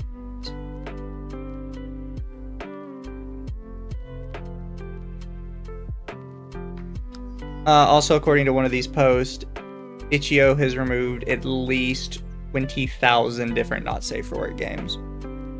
20,000? 20,000. 20,000. Yes. That's a lot. That is to point out how crazy that is. Ichio is like a small indie website. Supposedly, allegedly, removed 20,000 not safe for work games. Steam, when Steam did their game removal the other day, under 100. The biggest gaming storefront there is, with the most eyes on it, probably removed under 100 titles. Damn. It's mostly slop games with terrible gameplay and graphics. I actually did, that was my rat theory, is that, because if you looked at the games Steam removed, almost all of them kind of looked like they were from the same developer, even though they all did have like the specific content that Collective Shout was targeting. I think somebody at Steam made a 200 IQ play, and they decided this sort of slop developer was going to be the sacrificial lamb, and they were just going to remove this guy's stuff. And then be like, see, we did what you wanted, we removed all the bad games, and then just not do anything else. Yeah.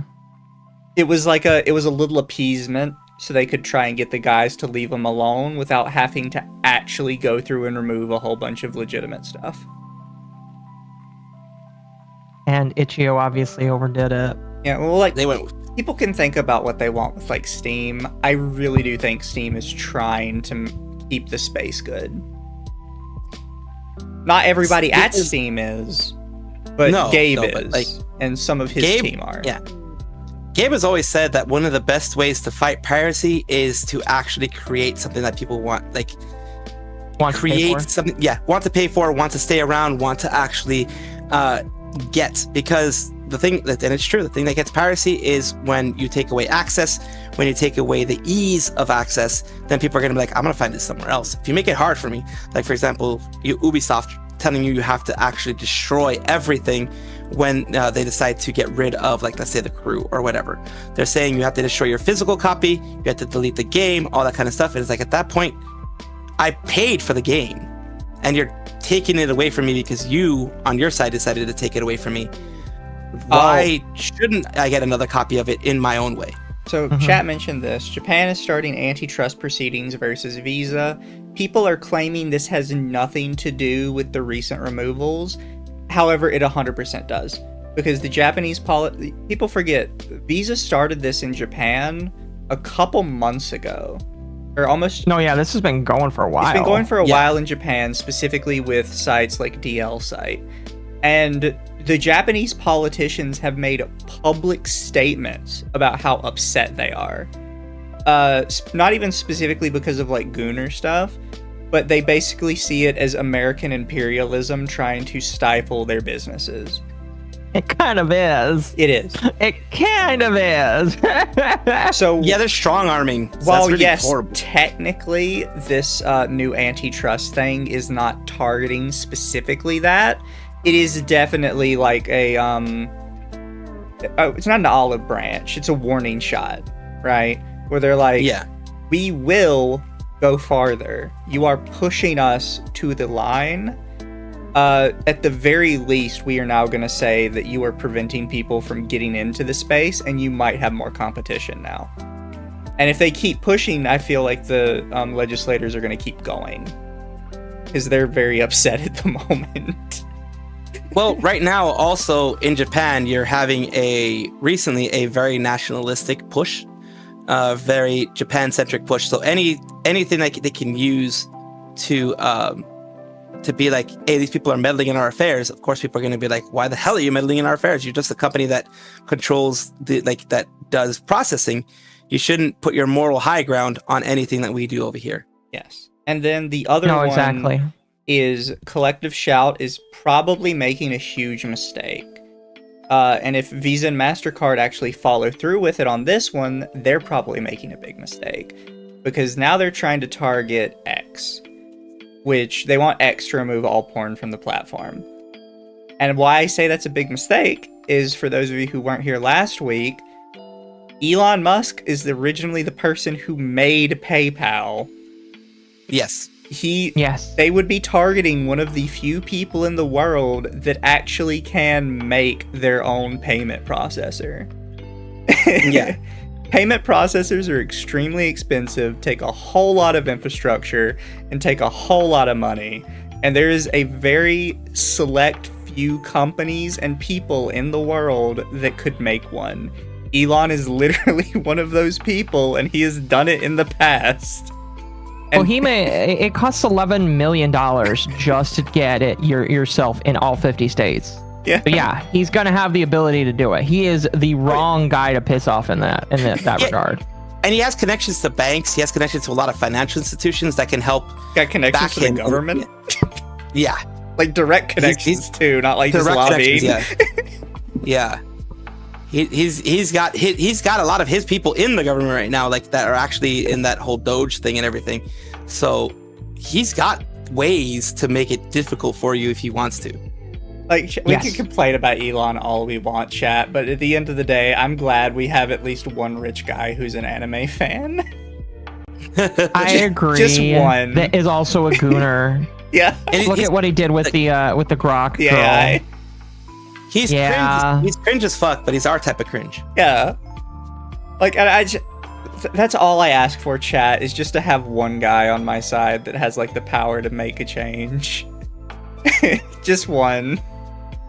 And I feel like that's probably going to happen. Yeah.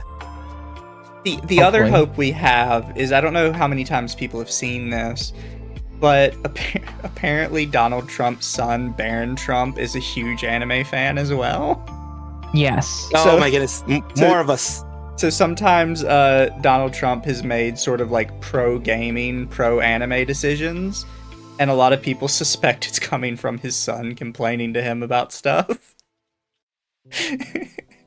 I believe it, and I endorse it. I believe it. Because here's the thing that people have said, even people who are, on the same side, on the spectrum as Trump and everything, they've said that he has a lot of handlers. He has a lot of people who tell him what to do and tell him what to think, in the sense of he is kind of getting a little bit feeble, as anyone as of his age would get, and he forgets some things. So he has people who can be in his ear and be like, hey, this is probably a good thing you can do. And his son is one of the best people to have in his ear, in the sense that, like, who's not going to try to listen to their son unless they really hate their son? They're all going to try to listen to their son. No, I agree. Yeah, so I'm glad we have an anime fan in the president's ear, and we have an anime fan who has like a buck ton of money. Yeah. Let's say, what the fuck is a buck ton of money? It's like $1 billion, but no, I tripped over my words. No, I'm just glad that they might piss off Elon enough to actually push through a new payment processor. I'd be down with that. Yeah, I'd be down to see it happen. Because my PayPal at is the still very banned. least, Scare the crap out of them. The only issue is that it would take a while for that payment processor to be recognized by other people. I would think so. However, Elon owns a lot I think that's kind of the benefit. Look at Discover card. Hardly anyone ever talks about it, and they've been around for a long time. PayPal sucks though. It's because Elon sold it. Yeah, he was fine before he sold it. I think he's even gone on record to say that he wishes he didn't. Yeah. Here's the thing with Elon, from what I've gathered, he isn't the sharpest tool in the shed himself, but he knows very well how to get some very intelligent people working for him and how to get them motivated to continue doing their stuff. He knows how to hire people. From what I've seen, he is not the sharpest tool in the shed, but he is very, very good at motivating people and very good at knowing who to hire. He's also very autistic. Yeah, he's very autistic. I can tell you, I'm an autistic person. I could tell. I could definitely. We can smell each other out. We definitely can tell if we are or aren't. But yeah, like I said, he's not. He's also, which is the weirdest thing. It's a bad combination in my opinion. Autistic and narcissistic. Those are two bad combinations, I think. But it's gotten him to where he is now. And like I said, he is very good, way better than I would be or anyone else really to get to the part where he is now. Like with SpaceX and other things, he knows which people to hire. He knows who to leave in charge of all these things in order for him to make boatloads of money. So I know that what I'm getting at is that I know if he creates a payment processor, he will know exactly who to hire. He'll probably get ex-executives of all these places, people who know what the hell they're doing. They'll probably have it grow really fast compared to other payment processors out there. Yeah. Also, really quick, one last thing, just because I would be remiss if I didn't mention it. This company was getting some support on the Ichio thing, saying that they were taking in games that were removed from them. I cannot advertise them for you, chat. I've never used them, so I don't know how good or bad they are, but people seem to be backing them up and seem to believe they have a pretty good track record.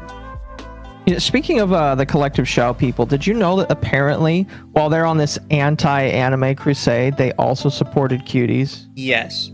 The head lady for Collective Shout seems to believe that Cuties is a masterpiece in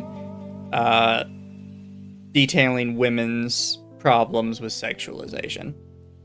It always seems to be projection with these people. All the things that they are so much against, they're probably secretly for, and they're just trying to... I always think that they're trying to get rid of competition. Always is my most cynical thing, when they're like, oh, we should get rid of anime, we should get rid of the lolly stuff in anime. They're like, probably just like, watch my stuff and don't watch this kind of stuff that I like, and don't have all these people kind of muddying the waters. It kind of always feels like that way to me. It's projection in the way of like them trying to get other people away from what they like. It definitely could probably be a bit of projection. I could agree with that. Yeah, well, yeah, Vosh likes horses, Zahara. Vosh loves horses. Oh gosh, there was Vouch this week too. Did you see that, Mizu? Vouch is allegedly, or was allegedly, sending naked pictures to underage girls. Allegedly. Allegedly. Allegedly, a lot of people have allegedly done that. Bigger creators seem to do that a lot. That's why, like, I always tell people, it's like, be careful of Minecraft, Roblox, and those type of communities, because just don't send your picture to people. Like, how hard is it? Like, when I get a significant other, I'm probably not gonna do that. And just post them on Fancy like a normal person. Exactly. I know. Then they can pay for it. Exactly. Then it's their fault they saw it. Exactly. What you can do is, for a significant other, you can make a sale specifically for them that only works on their account, and they can get a 50% off. You know a lot about this. Now you can gift people subscriptions. Yeah. Just gift it to your significant other for 1 month. It's like, look, I don't know if we're going to be together longer than a month, but if we are, I can continue the subscription after that. And if we're not, you can continue the subscription after that. Exactly. Because once we're not, I'm going to go crazy. I would talk about this if I had time to read it before stream. But I guess you guys could go check out Madame Savvy's page. But Visa updated their rules, and it is 920 pages. Of course it is. Nice. It was updated in April of this year, and it's probably part of why they're changing so much stuff recently. She kind of goes over the important stuff. I see. But yeah, I didn't get to read it before stream, so I don't know how much nonsense is in it. But it's 920 pages, so... They do that because they know you're never going to read it. Well, no, this was their, this is like a pamphlet they handed out to businesses. Oh, dear lordy. So they don't expect us to pamphlet. read it. They expect other businesses to read it. Oh my. I see. But we'll see how it goes. Yeah, we'll see how it goes. I'm not gonna read all that. Me either. I'll probably skim it, not gonna lie.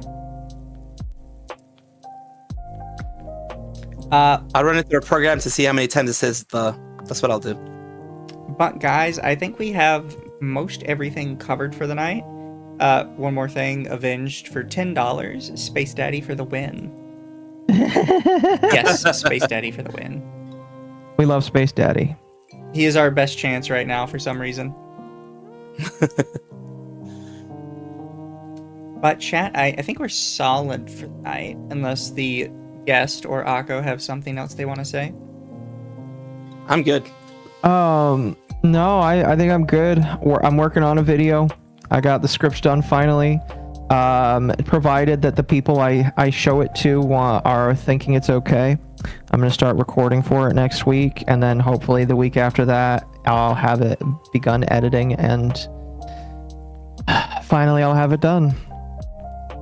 Fair. Besides that, I do want to thank you guys for even having me on. I do thank you, Occo, for actually contacting me and having some time in your schedules to put me in here. Oh, for sure. We like inviting people on here. The people that don't run away typically come back, so. Yeah, so I will I put his information down in the description after the stream, so you guys can see it later. But Occo, would you like to put it in the chat? Oh yeah, hold on. Because I think you have it. I don't have it like on me at the moment. Give me a moment. Cringe. I have them added on Discord. That was like my point of contact. But at first, my first point was Twitter. Here it is. Sorry, I'm always bad with this kind of stuff. It takes me like 3 or 4 streams to even get it memorized. So there you go, chat. Follow him on YouTube. Appreciate it. I definitely appreciate that. Get his YouTube up. And chat, I'm going to send you guys to Almighty Lolly. Ah, perfect. Yeah. And you guys have a good night. We'll see y'all Absolutely. later. Have a good night. And remember, don't harass anybody we talk about. We don't harass people around here. Point and laugh from a distance, preferably where you can't be seen. And make sure to grab some popcorn while you do it. Exactly. But night, everybody, and be good for Almighty Lolly. Have a good night. Well,